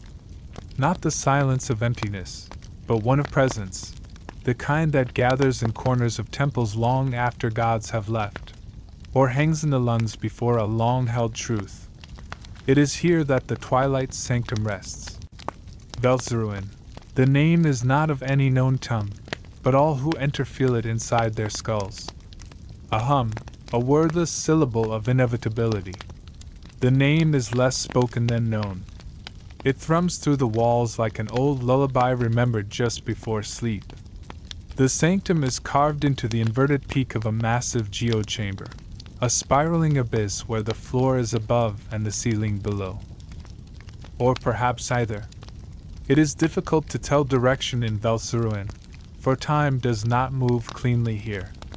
Not forward, not backward, but wide. The walls are made not of stone, but of fused sand, black glass veined with threads of violet mineral and golden threadroot, shimmering faintly. The air is dry, yet the moisture in one's breath curls visibly for minutes before vanishing, as if the very act of exhaling is reluctant to leave. At the center of this vast upended hourglass, suspended in stillness, is the hourglass of slow time. Not metaphorical. A real hourglass, the size of a tower bell, hovering several feet above a dais of petrified bone and obsidian plates. Its glass is flawless. Its sand, impossibly fine, moves in fits and starts, sometimes halting for hours, other times drifting in a slow, glowing fall. Each grain is a second someone once wished they could have held on to. Every moment of regret, of hesitation, of farewell. Collected, remembered, and replayed. No one knows who created the hourglass. Some claim it was forged by Mystyrwyle, the ancient goddess of magic, just before her unraveling. Others say it was shaped by the primordial concept of patience given form. The Illithid once attempted to harness it for their elder brains, but the minds sent to touch it never returned. They simply stopped. Within the sanctum dwell the chronolites. Not truly beings of flesh, nor spirit, but remnants of duration, creatures whose forms flicker like unfinished thoughts, shaped from ash, moss, and will. They glide rather than walk, trailing strands of translucent silk that shimmer with slow pulses of blue. They speak in chimes and slow motion, each word stretched into breath and silence. A full sentence may take an hour, but in that hour, one hears everything. The chronolites are not guardians. They are observers. Each carries a small orb filled with glowing sand that never moves. These are the still moments, fragments of lives they have collected, not stolen, but received. When a visitor enters, the chronolites do not approach. They simply wait. Time stretches, slows, releases. and something inside begins to settle. No visitor rushes in Belzeruin. Even the most frantic souls find their limbs resisting haste. Thoughts stretch out like morning shadows. Words, once urgent, unravel into contemplative silence. The need to speak fades, and in its place, noticing a crack in the glass that looks like a map, a grain of sand that pulses with inner fire, the smell of something forgotten, warm parchment, a loved one's collar, the moment before a storm. Time does not pass here. It waits. There are rituals for those patient enough. The second echo allows a visitor to step into their own past, not to change it, but to witness it from outside, as one might sit in a quiet gallery. The chronolites create a ring of suspended sand, each grain a frozen second. When entered, the ring vibrates with your oldest memory, not the one you remember most often, but the one that shaped your becoming. It is often not what people expect. A single look, a decision made in silence, a moment alone. In that ring, the visitor does not speak. They simply watch. And often they weep, not in sorrow, but in release. Then there's the unfolding, a process by which the chronolites peel back the layers of what might have been. Not fantasy, not delusion, but honest possibility. You sit beneath the hourglass. You breathe. And the grains slow further still, glowing with scenes not of fate, but of choice. A letter never sent. A path never taken. A kindness never offered. You do not relive these. You feel them, like waves on skin. And somehow you come to understand that you do not need to be everything you might have been. That who you are is still enough. The chamber walls are etched with slow-crawling symbols. Glyphs that record not stories, but durations. One depicts the pause before a battle horn. Another, the stillness between a confession and a reply. A third marks the length of silence after a heartbeat stops. These are sacred. To the chronolites, duration is divinity. Not time as measured by clocks, but by meaning. Some visitors never leave. They become echoers, beings who choose to stretch themselves into the slow rhythm of the sanctum. They do not vanish. They simply slow until they resemble the light of distant stars, still there, still real, but untouchable. Each echo has a place along the chamber's outer wall. They do not speak. They hum, very slowly. And in those hums are entire lives, folded into frequency. Belzeruin does not forget.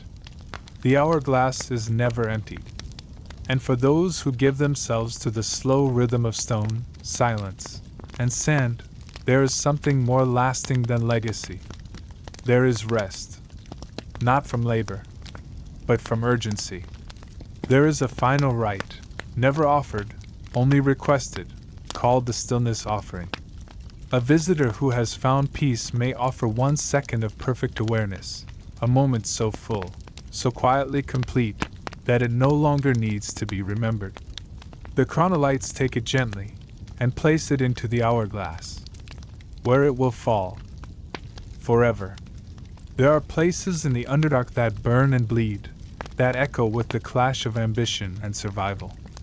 Places of terror and teeth, of shadows that reach before their casters, of silence not as bomb but threat. The Underdark is known, above all, for its danger, for its unknowability, for the way it devours. But there is another Underdark, one not written in blood, but in stillness.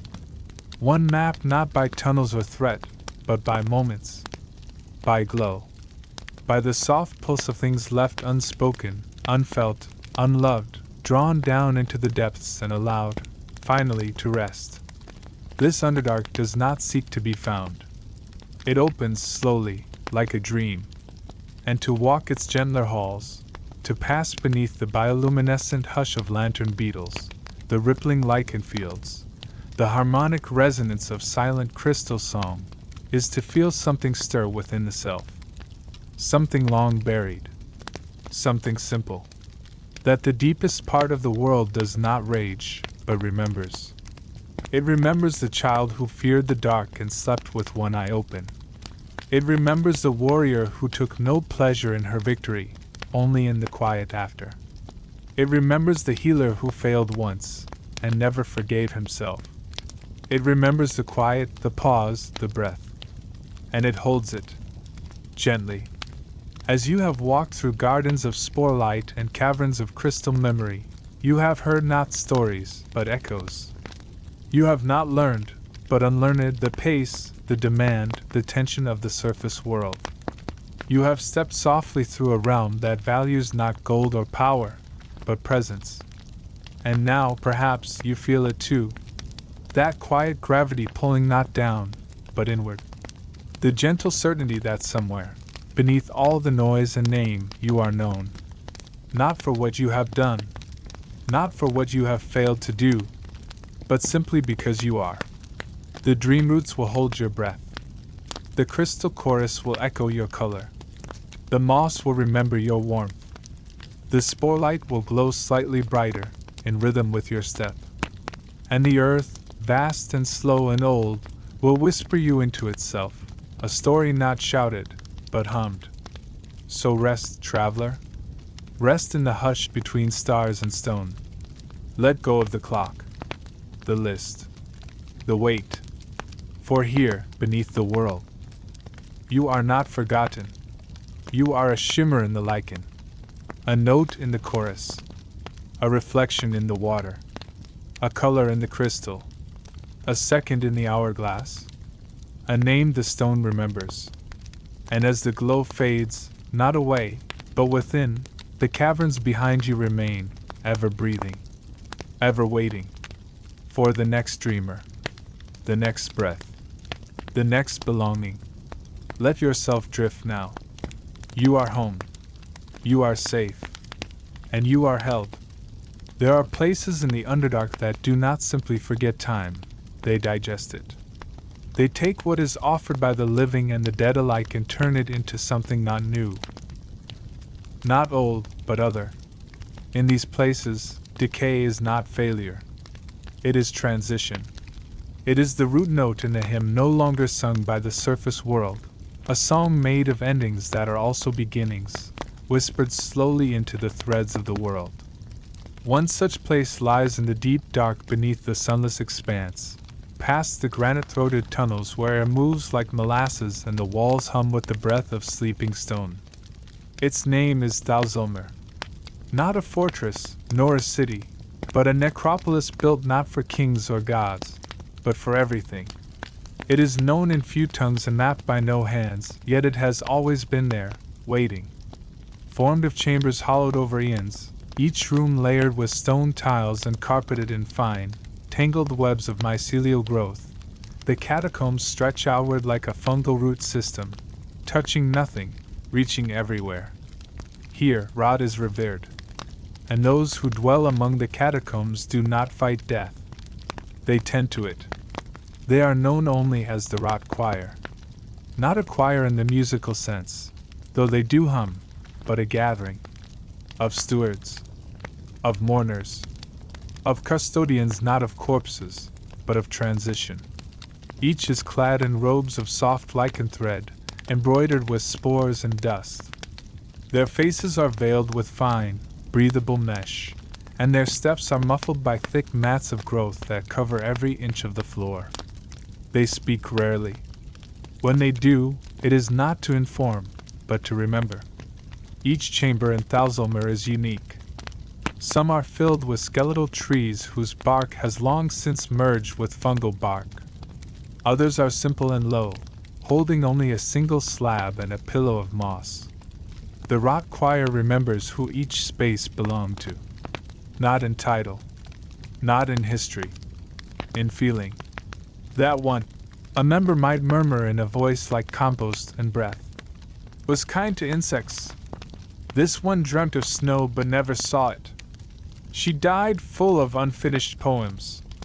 There are no names. Names are surface things. above-ground attachments that fail beneath stone.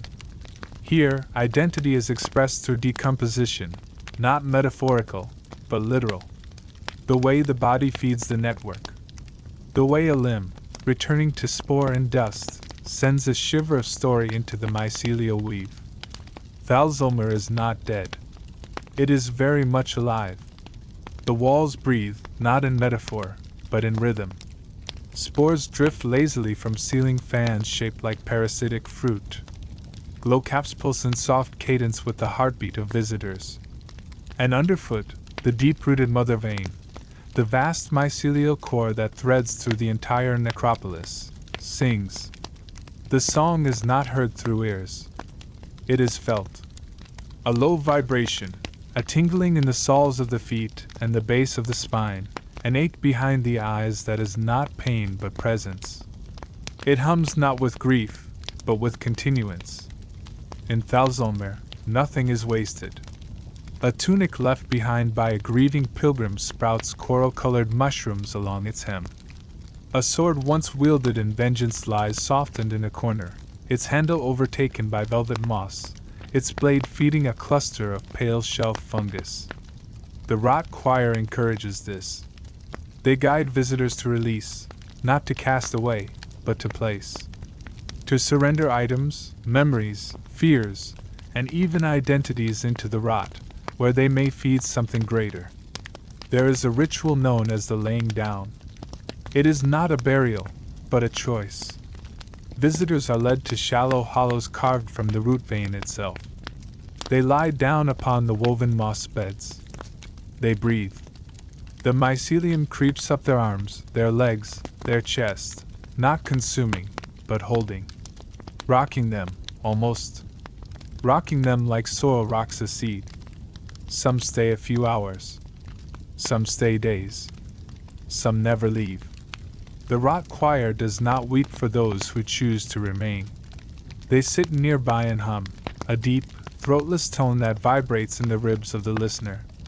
Not song, not dirge, but a witnessing, a holding, an echo of that soul as it becomes something new. Some who rest and return speak of dreams, of walking in forests long lost to fire, of sinking into earth and becoming root, of breathing not through lungs, but through loam. They wake with soil beneath their nails and tears in their eyes. They wake changed. There are deeper chambers, ancient, patient places where the catacombs descend into rooms of pure fungal bloom. Massive caps stretch from floor to ceiling, their skin slick with dew and riddled with bioluminescent veins that pulse with memories not spoken in any language. In the deepest of these rooms lies the chamber of becoming. Here, the mycelium weeps. It releases a steady mist of spores, not harmful, not addictive, but revealing. When breathed in, they unlock memories buried so deep, even the bearer has forgotten them. Each visitor sees something different. A sibling never mourned. A kindness never accepted. A death that came too soon. These memories do not overwhelm. They do not demand. They ask. And when you leave the chamber, you leave a piece of yourself behind. Not in pain, not in loss, but in offering. A composting of self. The rot choir preserves none of these pieces. They let the root vein eat them, digest them, turn them into song. Yes, there is music in Thalzolmer. It emerges not from mouth or instrument, but from the growth itself. The roots thrum. The caps vibrate. The sporefall forms chords that shift with memory. Each time someone dies here, the song changes. Each time someone chooses to let go, the pitch deepens. And over centuries, the mycelium has built a symphony of endings. One that has no beginning. One that will never conclude. Visitors are welcome here, always, so long as they come not to conquer, but to soften.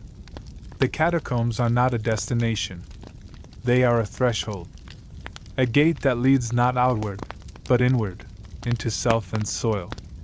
The rock choir teaches no doctrine. They offer no salvation. They offer only acceptance. Because down here, in the hush and hum, in the pulse of soft decay and rooted patience, there is no failure. There is only the slow, sacred work of becoming, of falling apart, and growing again, from rot into root, from silence into song, from death into glow. In the folds of the Underdark where gravity softens and echoes delay their return, there lies a structure no taller than a keep, but deeper than memory. It is not carved into the earth so much as folded within it, a crease in the reality of stone where thought has come to rest. Its walls are not of brick or bone, but bark, peeled from a tree that never grew on the surface. The bark is dry, fibrous, and marked with countless indentations, not letters, but impressions made by things long gone. Wind, voice, touch. The name of this place is not written. It is felt. The library of hollow pages. You do not find it by searching. You find it by forgetting. A winding passage of slate-gray gravel leads to its entrance, strewn with faded scrolls, broken quills, and waxless stubs of forgotten candles. It is always dusk here, though no light source explains the soft glow that casts long shadows across the thresholds. A single door of unmarked vellum hangs half open. There is no librarian. But the library is not empty. Its shelves are formed from coiled roots, their fibrous curves grown into perfect spirals, living things that hum when passed. They do not hold tomes or scrolls. Each shelf cradles a single leaf, wide, thin, and dry. They appear blank, yellowed with age, but hold one gently, and breathe. Ink rises. Not words, not sentences, but meaning. A memory will unfold, not your own, but someone's. Someone who once stood where you stand. A stranger's fear in a moonless tunnel. The joy of a drow boy discovering sunlight in a mushroom reflection. A widow's final letter never sent. Each leaf is an echo. Each breath reanimates it. But only once. For the moment you exhale, the ink fades again. Vanished. Absorbed. Forgotten. This is the law of the library. To read is to erase. It remembers only what has not yet been remembered. And so, those who come here are careful. They sit. They kneel. They do not rush. They inhale, and the page remains inert. They exhale, softly, with intention, and let the memory rise. And when it vanishes, they say nothing, because the gift was not knowledge. It was company. Those who remain for long become page binders. Not librarians, not curators, but carriers. They wear robes made of sewn leaves, blank until breathed upon. They speak only when necessary, and when they do, their words are slow and fragmented, as though passed through centuries of silence before reaching their lips. They guide new seekers gently, not to pages, but to questions. What do you wish you hadn't learned? Which memory do you revisit, hoping it will change? What do you still fear remembering? There are no lectures in the library, no instruction, only invitation. And sometimes, when a visitor is ready, the page binders offer them a gift, a small, curled pod made of layered paper flesh. Inside it is a memory seed, something planted, not for growth, but for relinquishment. The visitor holds it, thinks of the thing they can no longer carry, breathes it into the seed, and the seed curls inward, turns black, and crumbles into the soil of the library floor. In that moment, the memory is not destroyed. It is returned to the soil of knowing, to the roots that bear the library's shelves, to the place where it no longer needs to be held by one, because it will be held by all. Beneath the main archive lies the inkwell, a deep basin of still, glistening liquid. It does not reflect your face, but your thoughts, flickers of image and emotion on its dark surface. If you whisper into the inkwell, it will respond, not in voice, but by producing a single new leaf, risen from the basin like a breath on paper. That leaf will bear your truth, and then it will be shelved. It may be read by another, once, and then it too will fade. This is not a place for histories, for permanence, for truth to be weaponized or worn like armor. It is a place for truth to be felt and released. Many who find the library do so not by design, but by need. A paladin unable to reconcile their failures. A child who survived, but no longer remembers how. A scholar who forgot why their work mattered. They come not seeking answers, but silence. And they find it. The library does not fill you. It empties you. Of pretense. Of expectation. Of burden. There is a final room, rarely spoken of, never lit, known as the scriptorium of the soul. Within it, nothing is written. Visitors sit alone, in darkness, for as long as they choose. When they rise, they leave no mark, no page, no record. And yet, their breath lingers. Their exhale, the final word of a story that never needed to be told. The library of hollow pages holds nothing. And in doing so, it holds everything. Deep in the folds of the Underdark, where air forgets motion and stillness is not absence but presence, there is a cavern where wind moves without sound. A breathless hush lives there, not the silence of emptiness, but the pause of held potential, the moment just before a word is spoken or a leaf turns. The walls do not echo. Footsteps are swallowed whole. Even thought, in this place, seems to carry less weight. This is the sanctuary of soundless wind. It lies beneath a collapsed cavern system long abandoned by surface ward traders and mapmakers. No torchlight ever flickered here. No battle cry echoed. And perhaps, that is why it remains intact, untouched, unbothered, and deeply still. The sanctuary is not hollowed by hand or spell. It is formed from layered moss, grown vertically in sheets and veils, hanging from the stone ceiling like waterfalls frozen mid-fall. These sheets sway gently, imperceptibly, though there is no breeze. They call it moss veil.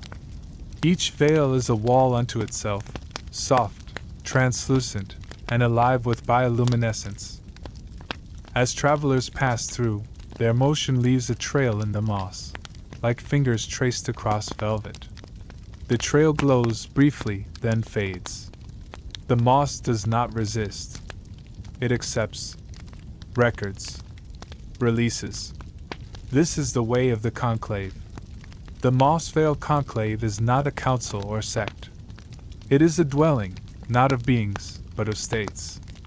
A collection of individuals who have left behind titles, ambitions, even speech, and entered into the long ritual of dwelling in quiet.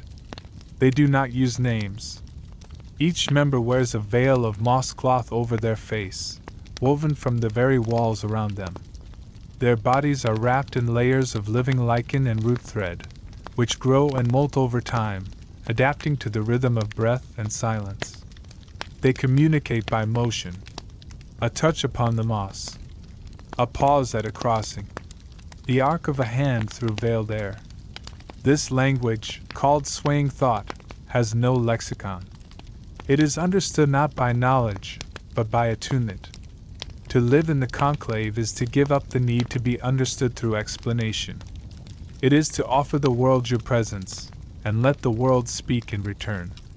The sanctuary is composed of dozens of chambers, partitioned not by walls, but by thick veils of moss that sway inward when approached. Behind each veil is a unique space, some simple and spare, others dense with texture and scent. One room hums faintly when entered, the moss vibrating with residual memory. Another glows violet and silver, with no known source of light. Each space is not assigned, but drawn to. You do not choose where to rest. You follow the quiet, and the quiet leads you. Visitors come to this sanctuary for many reasons. Some are lost. Some are fleeing. Some are seeking something they cannot name. Here, they are not questioned. No one asks what you carry. No one names what you release. You are offered three things: warm moss to rest upon, a bowl of root-warmed broth, rich with the taste of breath and dusk, a hand, outstretched in silence, waiting to mirror your motion. These are the rites of the conclave. To enter is not to join, but to unjoin. To slowly let go of the tethers that bind identity to urgency. Many who stay longer begin to feel a shift. Their steps grow softer. Their pulse slower. Their need to speak, not muted, but completed. As if the silence has already said what needed to be said. There are rituals, should one choose. The walking of the 7 veils is one such rite. You pass through 7 rooms, each layered in different moss species. In each, you pause, breathe, and move only once, a single gesture offered to the space. The moss responds. A soft bloom. A tremble. A shifting scent. Each veil records something of you. Not your past. Not your wounds. But your shape. What you bring into the quiet. What remains when you exhale. At the end of the 7th veil, there is a pool of water so still it reflects not just your face, but your presence, the outline of who you have become. Some weep. Others laugh. Many simply sit, eyes closed, the moss behind them swaying like the memory of a lullaby. There is a central chamber known as the still heart. No veil hangs at its threshold. You feel it before you see it, the way a stone feels a footstep hours before it lands. Inside, there is only moss. No floor. No wall. Just layers and layers of breath-soft green, pulsing faintly with ancient spores. This is where the oldest of the conclave rest. They do not sleep. They do not breathe. They simply dwell. Their bodies have long since become indistinguishable from the walls. But their presence lingers. If you sit long enough, you will hear it, not with ears, but with bone. A hum. A sigh. A wordless thank you. The conclave teaches nothing, but it offers everything.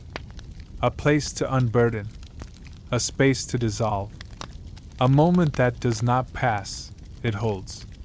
When one chooses to leave. The moss at the threshold pulses once. A trail of light traces their path until the entrance, then vanishes. The world may not remember them, but the moss does. And when they dream, they will feel the veils swaying. They will smell earth and memory. They will wake with silence blooming behind their eyes. Because they were seen. Because they belong. Because for a time, they let go, and were held. Far below the lowest chasms of known Underdark maps, below the ink-blurred reaches where explorers cease to name, there lies a hollow in the world that was never carved, nor born.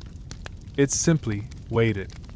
It is not a tunnel, not a ruin, not a cavern shaped by molten flow or tectonic rage.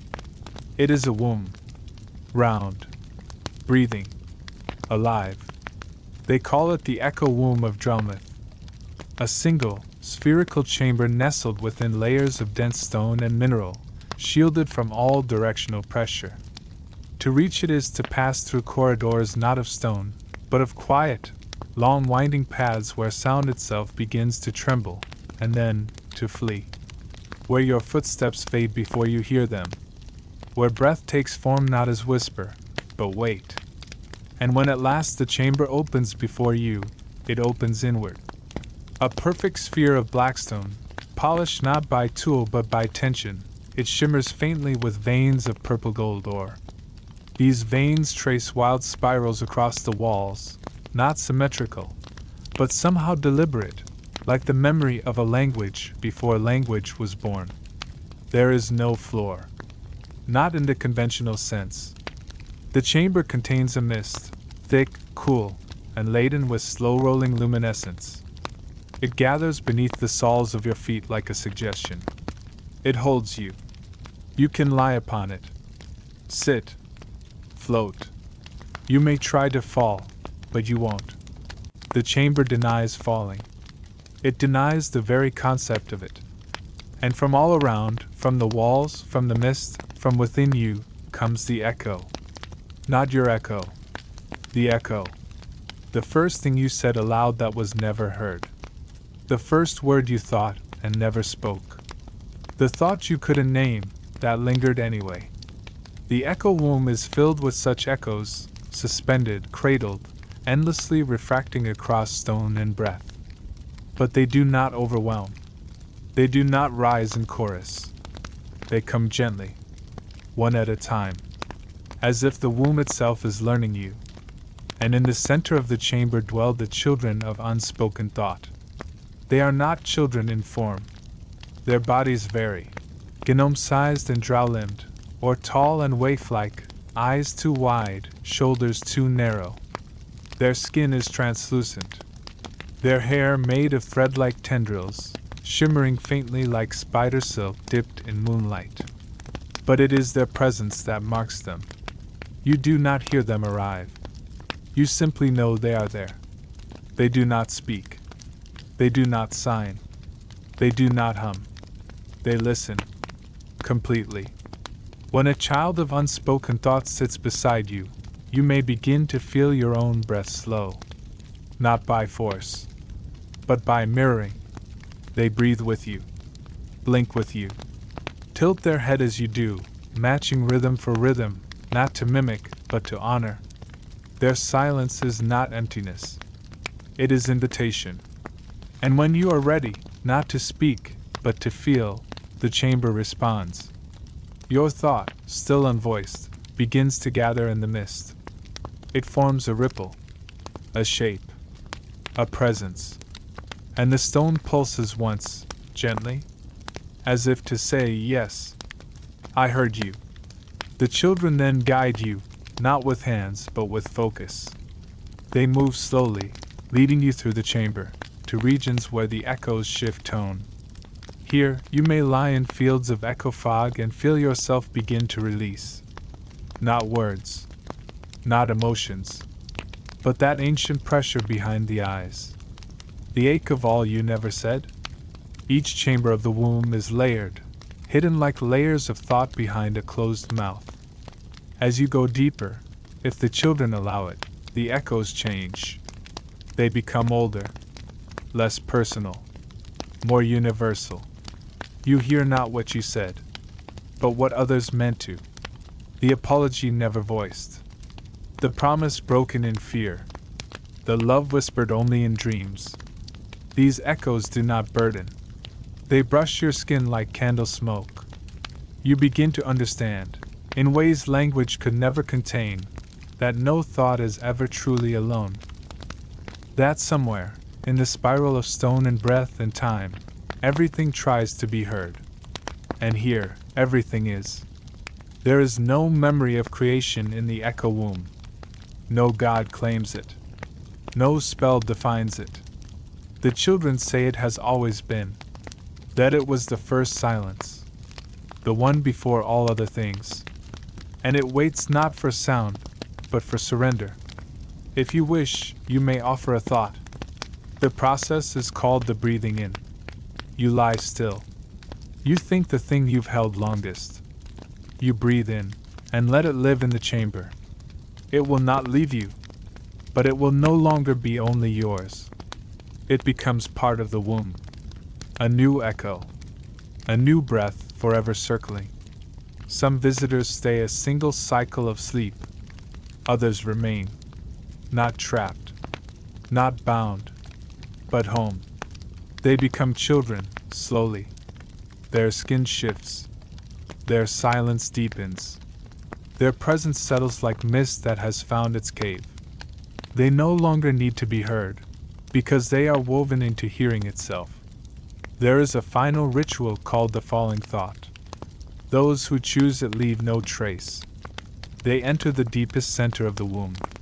They lie down and simply stop thinking. No pain, no transformation, only stillness, and the faintest sigh from the stone. The children gather then, not to mourn, but to listen, and in that silence they remember not who you were, but that you were, and that is enough.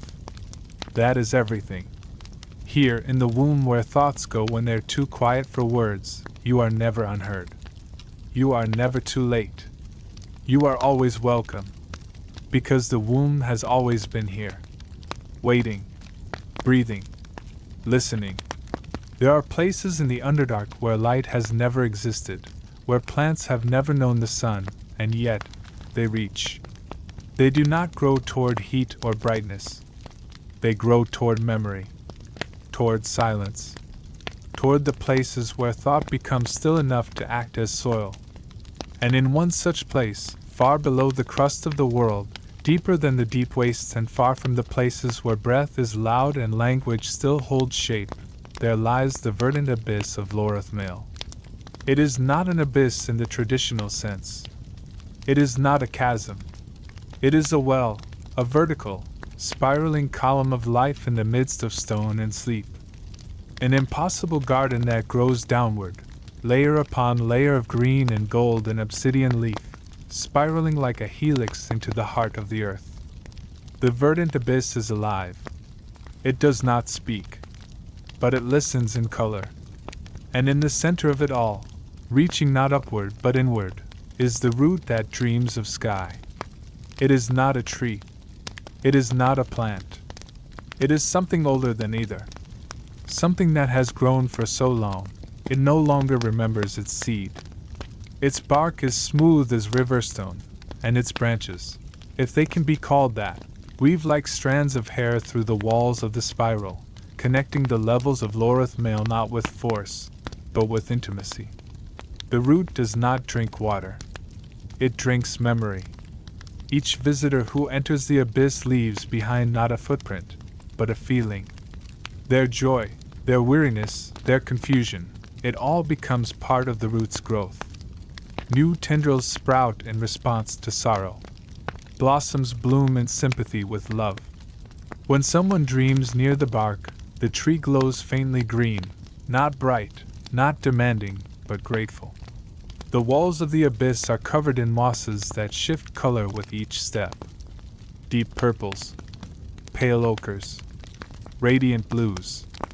The longer you stay, the more the plants tune themselves to you, until you walk in a garden colored by your breath.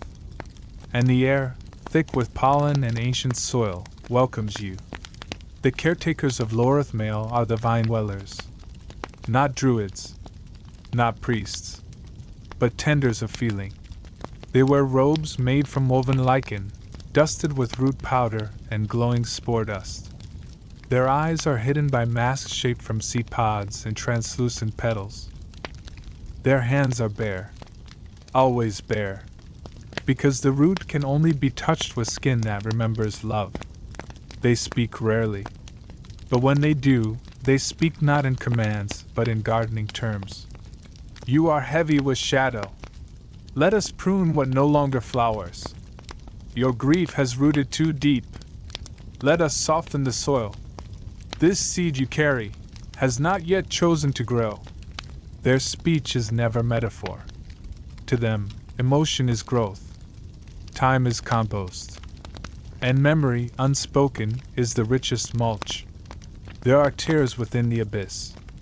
Each spirals outward, forming wide ledges of soil and vine and bloom. Visitors may rest, or walk, or simply sit and feel the green draw gently upon their thoughts. Some ledges are sunken beds of moss where one may lie and dream without consequence. Others are pools of dark water, ringed with fern-like stalks that hum when touched. At the lowest tier, the spiral ends in a glade known as the cradle. There, the root rises thick, strong, breathing. And within it, a hollow, not empty, but open. It is here that the most ancient vine dwellers rest. Not dead, not sleeping, but dwelling. They lie within the root, their bodies cradled by fiber and hum, their minds woven into the mycelial chorus of Lorithmail. Their dreams rise in pollen, their feelings bloom in leaves. They are not separate from the abyss. They are the abyss. Visitors who choose to enter the cradle are not judged. They are welcomed. If they choose to kneel and press their palms to the bark, they will feel not bark, but recognition. The root knows every version of them. The child who still wonders. The adult who still fears. The self they could become, if only they could remember how to grow. And the root does not demand change. It simply offers space. Space to rest, to release, to remember, and perhaps, in time, to become something more. There are rituals, soft and optional. The planting of breath, where a visitor speaks a single word into a seed and plants it into the soil. In time, it blooms. The color and shape of the flower reflects not the word itself, but the meaning they did not speak aloud. The gathering of petals, where one walks the spiral backward, collecting fallen leaves from places they wept or laughed or paused. At the end, they are given a satchel. The leaves are kept not as tokens, but as mirrors. And then there is the final rite, the becoming rooted. A choice, a surrender. The visitor places themselves at the base of the root. They lie still. The vine dwellers gather. They hum. And slowly, gently, the root opens. Tendrils rise. And the visitor is drawn in. They do not disappear. They dwell. Their memory becomes vine. Their silence becomes flower. And their name, no longer needed, is carried in the color of leaves. Visitors who return to the same ledge years later sometimes find a vine that reaches toward them. It smells faintly of their childhood. And they remember. They were here. They were loved. They were not lost. Only planted. And still growing. In the Underdark, where nothing should bloom. The root dreams of sky. And remembers you. There is a place in the Underdark where fire burns without heat. Where it dances without consuming. Where it glows with no source, and casts no shadow. They say that if you look into it too long, you will begin to remember things you never lived. A name you never wore. A choice you never made. A life that could have been yours, but wasn't. This is the domain of the pale flame. And its chamber, carved from ivory ash glass and ringed in bones too smooth to be animal, is called Jarunvel. It is not a shrine. It is not a ruin. It is a forgetting place. A fold in the stone where timelines bleed together and shed the weight of what could not come to be. The entrance to Jarunvel is a tunnel of white chalkstone that seems to emit a cold glow. No moss grows here. No roots descend. The air is dry, like breath held in hesitation. And then it opens. A round basin, descending in slow spirals toward a pool of white-blue fire. Not flickering, but pulsing. Steady. The pale flame. It rises not from wood, nor oil, nor spell. It rises from memory denied. It is fueled by all the could-have-beens that were never spoken aloud. Visitors feel it before they see it. A tightening behind the sternum. A flutter in the throat. The sense of being almost remembered by something they've never met. The stone around the basin is etched with thousands of false names, written not in ink, but in the soot of unrealized cells. Each name shimmers faintly. Each name is unreadable. Each name is yours, but not the one you're wearing. Jarunvel has no priests, but it has keepers. Figures robed in shimmering pale fabrics, woven from salt thread and silence, faces veiled behind mirrors of opal dust. They do not speak. They do not write. But they see through you, not with judgment, but with completion. They recognize the shape of your forgotten path, the one you left behind to become who you are. And they guide you, not away from yourself, but toward what you left behind. Not to reclaim it, but to acknowledge it, to mourn it, to thank it. They lead visitors to the spiral steps. Down, down, closer to the flame. Each step is coated in dust, and with each one, your memories begin to hum. Not the ones you hold tight, the ones you forgot on purpose, the ones that almost happened. A smile you didn't return, a letter you never sent, a turn you didn't take. The keepers know. They help you remember, not with voice, but with presence. A touch on your shoulder, a lingering glance, a breath timed with yours, until at last, you stand before the pale flame. You do not feel heat, but you feel seen, and then it begins. Your reflection in the fire changes, not into someone else, but into you, as you might have been, and another, and another. Each flicker shows a different path. A version of you who stayed behind. A version of you who said yes instead of no. A version of you who never lost them. You feel them. Each one. Each with your heart. Each with your longing. And you do not have to choose. You are simply asked to witness. The flame accepts your gaze and gives nothing back. Because it does not take. It only holds. And when you look away, something stays. A faint imprint. A heatless spark.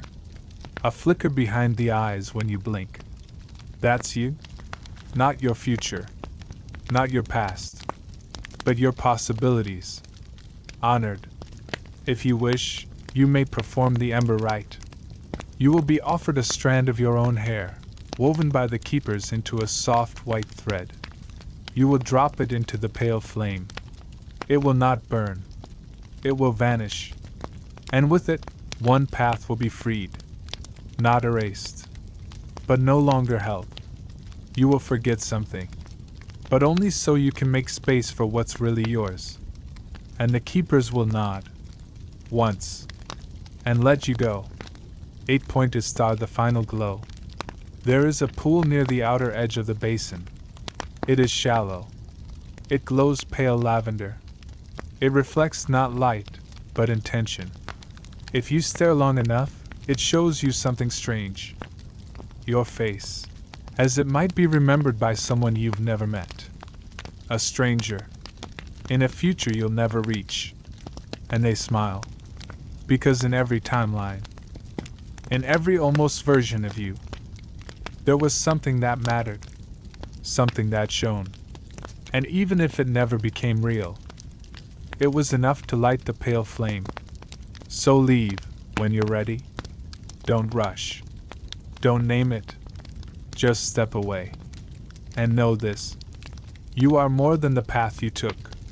You are also the ones you didn't. And they remember you. In fire. In silence. In the dance of what never was. And always could be. In the whispering dark of the Underdark's deepest meadows, if meadow is even the right word, there is a place where no map will lead and no sound guides your path. It is not a place you arrive at. It is a place you are called to. You will know when you are near. The air grows still, but not empty. Your footsteps begin to feel distant, as though you're walking through someone else's dream. A scent rises, subtle and deep. Pine. Stone fruit. A kind of vanilla made from memory, not bloom.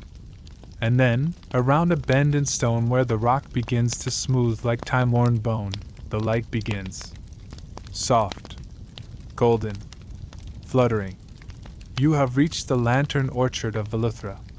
The orchard that grows in silence. It is not vast. It is not grand. But it is endless in the way that dreams are endless. A grove of trees that should not be, tall, twisted, pale as starlight filtered through snow. Their bark is cool and silken. Their leaves, broad and translucent, shimmer like frozen breath. Each branch cradles a single lantern. Not glass, not flame, but light. Pale orbs that hover just above the branches, glowing not with heat, but with name. These are name lanterns. Each contains a name that someone once whispered and then forgot. Names of lost siblings. Names never spoken aloud. Names imagined as a child and buried beneath the weight of growing older. The trees do not record names. They remember them. And when you walk among the orchard, the lanterns stir. Faint flickers of sound. Not words, but syllables your mouth almost remembers. A child's nickname from a life never lived. A title you never dared claim. The name you might have had if love had come sooner. You do not feel haunted. You feel held. Each name is a light. Each light is a memory. Each memory is a possibility, held gently in leaf and branch, offered back to you not in demand, but in hope. Wandering among the trees are the light-bound. Tall, soft-footed figures draped in robes of bark cloth and whisper leaf.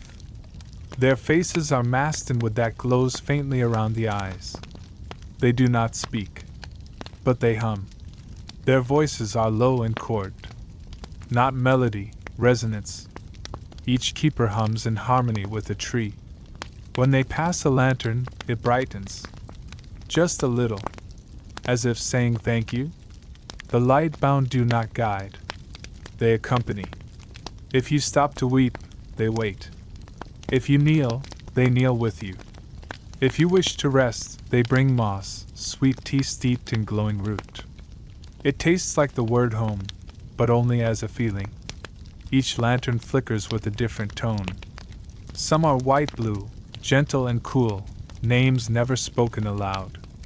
Some burn gold, names shouted once and lost to wind. Some thrum red, names denied.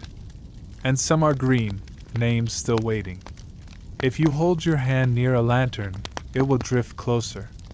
It will whisper, not into your ear, into your memory. You will remember, just for a moment, something you never lived. And it will feel true, not because it happened, but because it could have. At the orchard's heart grows the tallest tree, the naming tree. It is not the oldest, but it is the most listened to. No lanterns hang from its limbs. Its branches rise bare into the dark, twisting and weaving like fingers reaching towards silence. But within its bark are countless names, etched not with tool, but with willingness. You may speak a name into it, not your own, not someone else's, but a name that never had the chance to exist. A version of you, a memory unlived, a love that never became real. The tree accepts them all. Its bark glows, faint, warm. The name joins the others. It will never be called, but it will never be lost again. Should you choose, the light-bound may offer you a gift. A blank lantern. You will hold it in your palms. It will be dim, waiting. You must sit beneath the tree that draws you most. No one can choose for you. And you must wait until a name comes, not into your mouth, but into your heart. When it does, breathe it into the lantern. Do not speak. Just breathe. The light will flare, then settle, and the lantern will drift from your hands. It will rise. It will hang, and it will join the orchard. It will glow forever, or until someone else needs it. You may stay. Some do. They live among the roots, wearing whispercloth, sleeping beneath branches that murmur in old tongues. They no longer speak aloud. They hum. They glow. They become tenders of forgotten selves, keepers of name and not name, lanterns in flesh. But most leave, changed, lightened, not because they took anything with them, but because they left something here. A name, a chance, a version of themselves no longer unloved. And in dreams they return, walking the orchard, drifting among lights, hearing a name spoken again, and knowing it is theirs, not as they are, but as they could have been, and perhaps, as they still might become. Because here, in the hush of moss and glow, you are never forgotten. You are never just oneself. You are a garden of names, and every one of them deserves to shine. There is a layer beneath the known Underdark where dreams settle like dust, where the mind drifts slower than time, and the self begins to loosen from its edges. It is not a place marked on any map, for no cartographer has returned with speech intact. Those who come back speak only in gestures, in slow movements and softened eyes, as if their voices now dwell elsewhere, or perhaps were never truly theirs. This is the Hollow. It lies beneath caverns where even the myconids dare not send their spores, beneath the roots of time-struck stalactites and petrified rivers of basalt. There, in absolute stillness, is the domain of Wairaramkal, not a city, not a shrine, but a sleep. It is called a sleep because it pulses like breath. The Hollow is a cavern the size of 1,000 thoughts, perfectly smooth, carved not by water or spell but by forgetting. Its walls are polished with a violet shimmer, not reflective, but absorbing. When you gaze into them, you lose the shape of your own outline. You do not disappear. You simply dissolve into something wider. There is no floor in the Hollow. Only a thick, amethyst fog that rises like velvet from the ground and parts only slightly at your feet, like a memory making room for the present. The air is warm, not from fire but from the deep resonance of silence. Here you hear nothing, but you feel the hum behind your teeth, a low note that matches your pulse until your pulse begins to slow and forgets its own rhythm. There are no lights in Wairaramkal, and yet you see shapes emerge gently from the mist, pale obelisks of glassy stone that taper into narrow points, slabs of smooth bone-like mineral rising from below, arches made of braided vines that do not grow but wait, their surfaces etched with spirals that echo in your chest before they register in your mind. At the center of the Hollow, the ground falls away into a single, black pool, utterly still. They say this is the mouth of Wairaramkal, but not in the way mouths speak or devour. It is a mouth that listens, a mouth that drinks thought and exhales peace. When you kneel beside it, you feel it looking through you, not to judge, but to weigh what you carry against the softness of surrender. The violet mist carries dreams. Not yours, not entirely. They are fragments, unmurred, a child's laugh echoing across a field of stars, a door that never opened, creaking open anyway, a lover's face you never knew, turning away with familiar sadness. These are not hallucinations. They are offerings. The Hollow takes nothing but shows you what has always waited just beneath what you call real. Visitors to Wairaramkal arrive slowly. None rush in. Most begin by sitting at the rim, legs folded beneath them, back straight, eyes open but unfocused. They do not speak. Speaking here feels like shouting in a cathedral, not unwelcome, but unnecessary. The mist does all the speaking. It curls around them, tugs at their cloaks, drapes across their shoulders, and settles gently behind their eyes. And then, in time, they rise or do not. Some walk deeper. Some lie down. Some let themselves drift into the pool, their bodies floating without weight. They do not sink. Wairaramkal does not pull. It accepts. The pool glows faintly when touched, as though recognizing an old friend. And for those who surrender to it, something ancient unfolds. Their memories do not vanish. They become stories without voices, echoing through the Hollow. If you listen, you may hear a lullaby in a language that has no words. You may feel a cradle rock that your body never knew. You may dream someone else's first steps, and wake with tears on your lips you do not understand. There are no guides here, no guardians. But there are those who dwell, silent watchers with soft faces and eyes that do not blink. They wear robes made from mist and moss, their footsteps never touching the floor. They do not approach. But should you meet their gaze, you will know peace, not the peace of contentment, but the peace of no longer needing to understand. These watchers are not hosts. They are memories that chose to remain shaped. They exist for those who wish to forget gently, who wish to dissolve without loss. You may follow one if it turns. It will lead you to the edges of your own thought, to places where the language of yourself ends and a wider knowing begins. You may see visions of your life without time, without separation, all your moments unfolding like petals from a single violet bloom. And if you walk far enough, you will come to the ring of rest, a circular incline where the mist thins and the ground turns warm beneath your feet. It is here that many choose to lie down. The watchers gather, not close, but within view, and begin to hum a tone that never reaches the ear but fills the air with softness.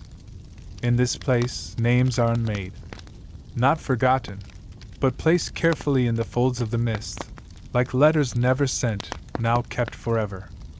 Some speak of Wairaramkal as a tomb. They are mistaken. It is not a death place. It is a return. The hollow is what remains when the last question is no longer needed. When sorrow has unspooled its final thread. When joy has been thanked and released. Those who leave, and some do, carry the hollow with them. Their eyes reflect less light, but more knowing. Their words grow slower, and their touch becomes that of one who has remembered something deeper than flesh. They speak rarely, but when they do, others listen, because their silence holds weight. And some never leave. Not in body. They become part of the mist. Their dreams rise like perfume, mingling with others. Their shape softens, and their thoughts drift out into the hollow to greet newcomers, to soothe the newly stilled, to whisper gently through the violet fog, "You are home." Wairaramkal does not change. It has always been this way. It did not begin. It does not end. It is the hollow beneath thought, the sleep beyond memory, the breath that does not leave the lungs, but settles there, warm, luminous, and at last, without fear. You are not alone here. You never were. And even when you return to waking, even when the stone and flame and name return, a part of you will still lie quiet in the hollow, listening to the silence, dreaming in violet, carried forever in the sleep of Wairaramkal. Deep beneath the Underdark, beneath even the fungal kingdoms and hollowed ruins of fallen drow outposts, there runs a web of narrow tunnels not marked by light or heat, but by a sound. A murmur, constant and soft, like water running through glass, or wind beneath a coffin lid. These tunnels are not natural, but they are not carved. They are grown, not by root or spore, but by the passage of silver itself.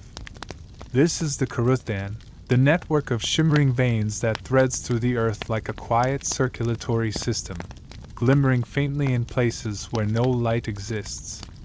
The dwarves once believed these veins to be remnants of an ancient forge god's bloodstream, divine and molten, cooled over millennia and calcified into memory. The drow, when they discovered the tunnels, feared them, believing them to be the whisper paths of a dead goddess's tongue, endlessly trying to speak her final spell. The Myconids simply called it the river that does not flow.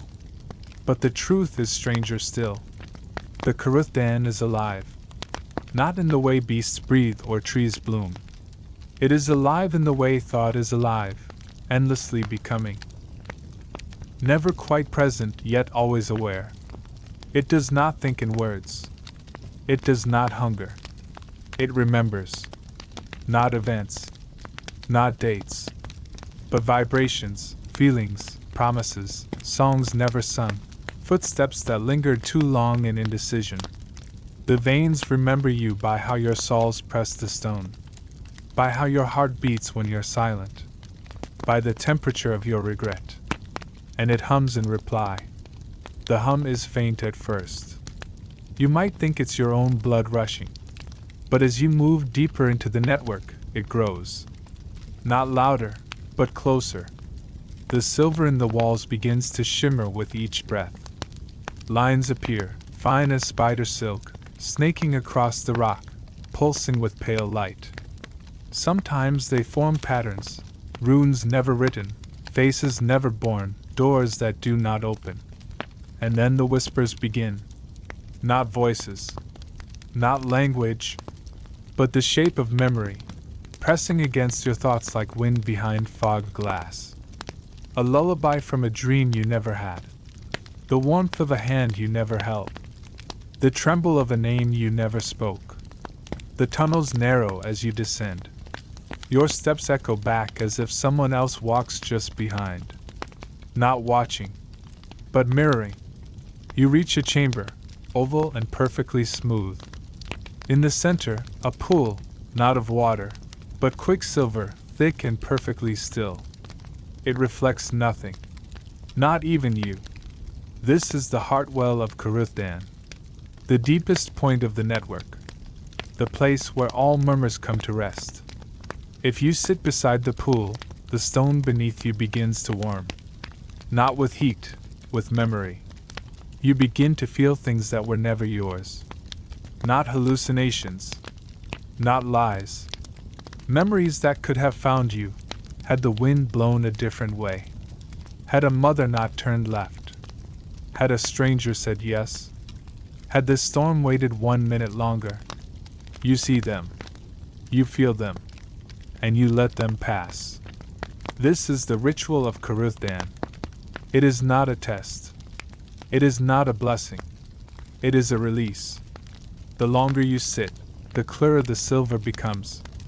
And slowly, something stirs beneath its surface. Not a being. Not a god. A reflection. But not yours. Not fully. The you that remains when all your stories have been shed. The core that exists beneath names, beneath goals, beneath the long noise of living. You may speak to it if you like. It will not answer in words, but in resonance. Your chest will echo. Your breath will match. And in that moment you will remember something strange. That you have stood here before. Not in this life. Not in any life. But in the shape of life. In the pattern that exists before the weaving begins. The silver veins around the chamber begin to brighten. Not wildly. Gently. As if smiling in color. They understand. And when you rise, if you choose to rise, your footsteps leave no sound.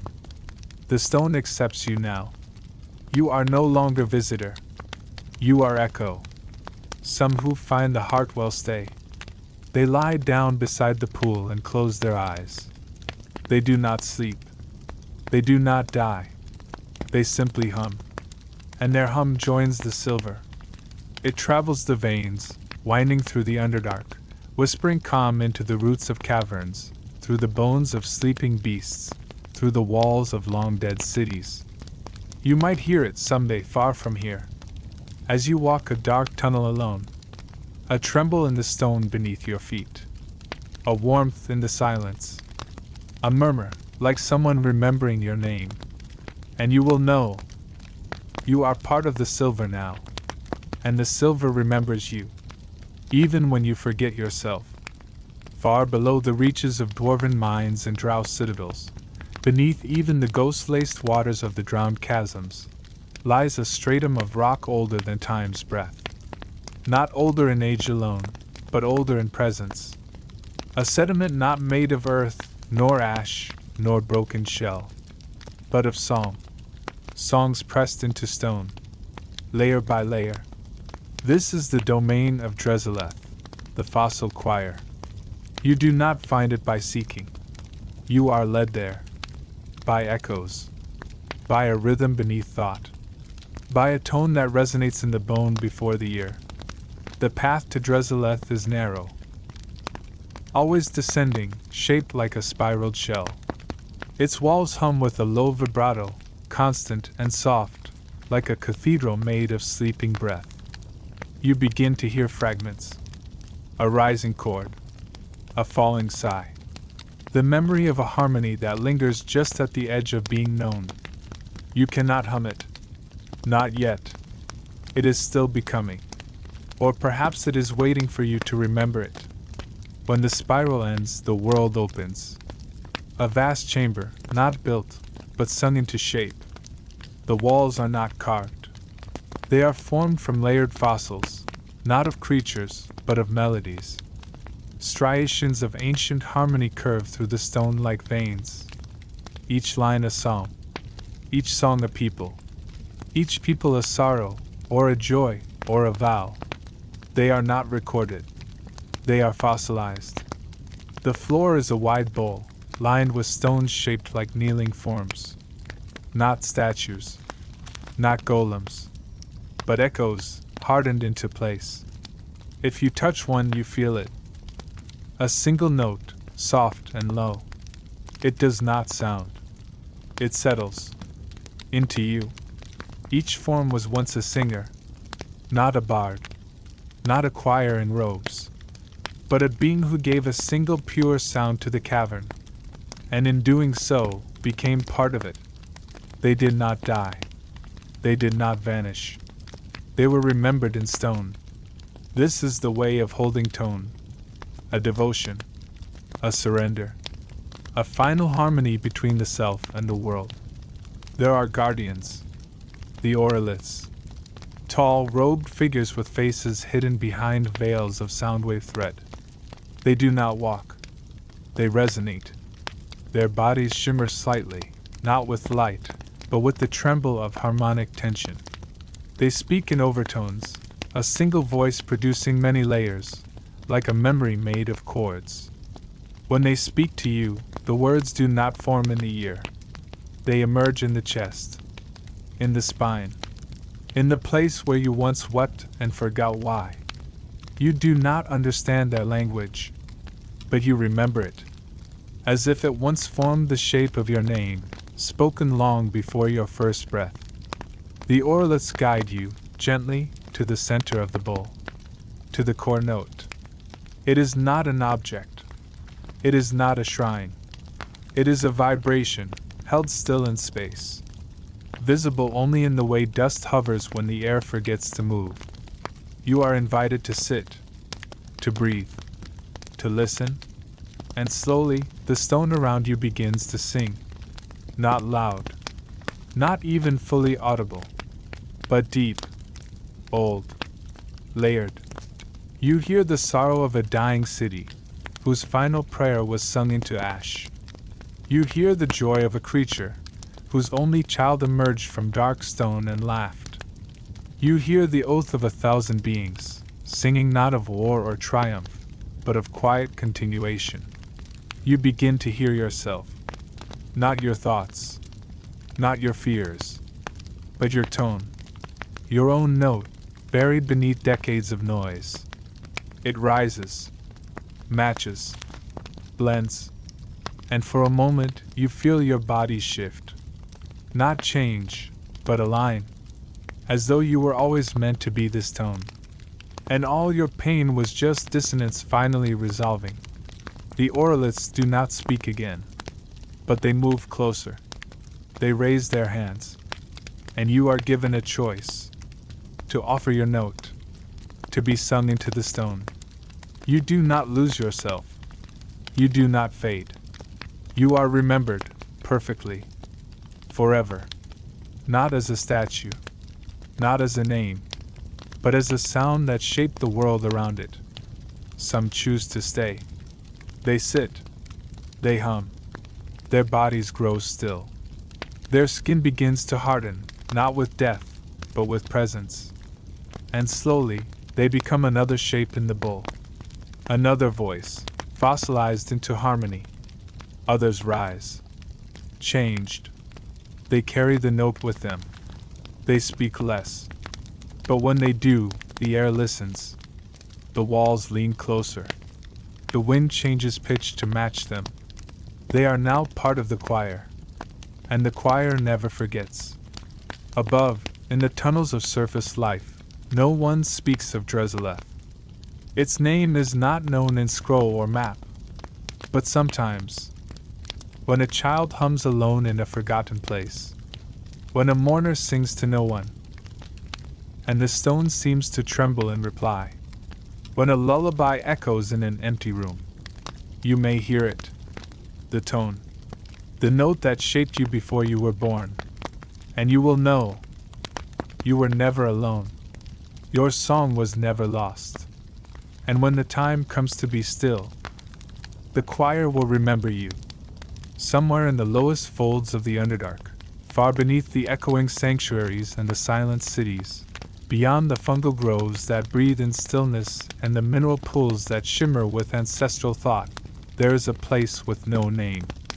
Not because it has been forgotten, but because it was never spoken aloud. You do not walk there. You drift. The path is neither tunnel nor stair, it is sensation. You feel your way downward through warmth, like descending into the embrace of something ancient and patient. Stone no longer resists your presence.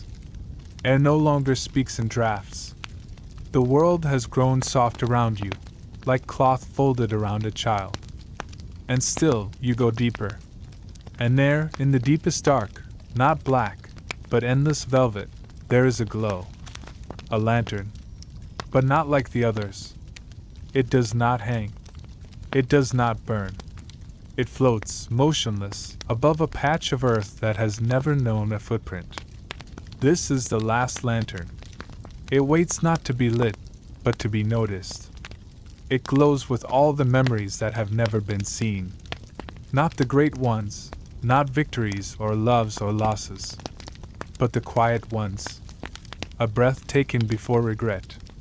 A promise made to yourself in the still of night. The feel of your own hand when no one else was there to hold it. The last lantern holds these. For you. And when you approach, it pulses. Once. Softly. Like a heart, long asleep, remembering itself. It does not ask questions. It does not answer them. It simply shows. One final image. Not a vision. Not a dream. Just a moment. You, as you truly are. As you always were. Beneath the names. Beneath the longing. Beneath the story. And you understand, not with thought, but with being, that the Underdark was never a place. Not truly. It is a memory. A memory of the world before it woke. Before it clothed itself in seasons and cities and stories. Here, in the hush beneath hushes, where the stone remembers no edges and time forgets its rhythm, the world rests. And so do you. You sit. The last lantern dims. Not into nothing. Into stillness. You are not alone. You were never alone. All the fungi that whispered in glowing blues. All the silent watchers with glassy eyes. All the lost names still floating in the breath of old stone. They are with you now. Not as ghosts, but as companions. They do not speak. They do not need to. The story is done. The walk is done. The breath goes in. The breath goes out. And beneath it all, beneath name, beneath need, beneath waking and wanting, the Underdark cradles you gently. It has always been beneath your feet, even in the sunlight, even on warm stone. A quiet song, a flicker of memory, a lantern waiting. Good night, traveler. You've come home.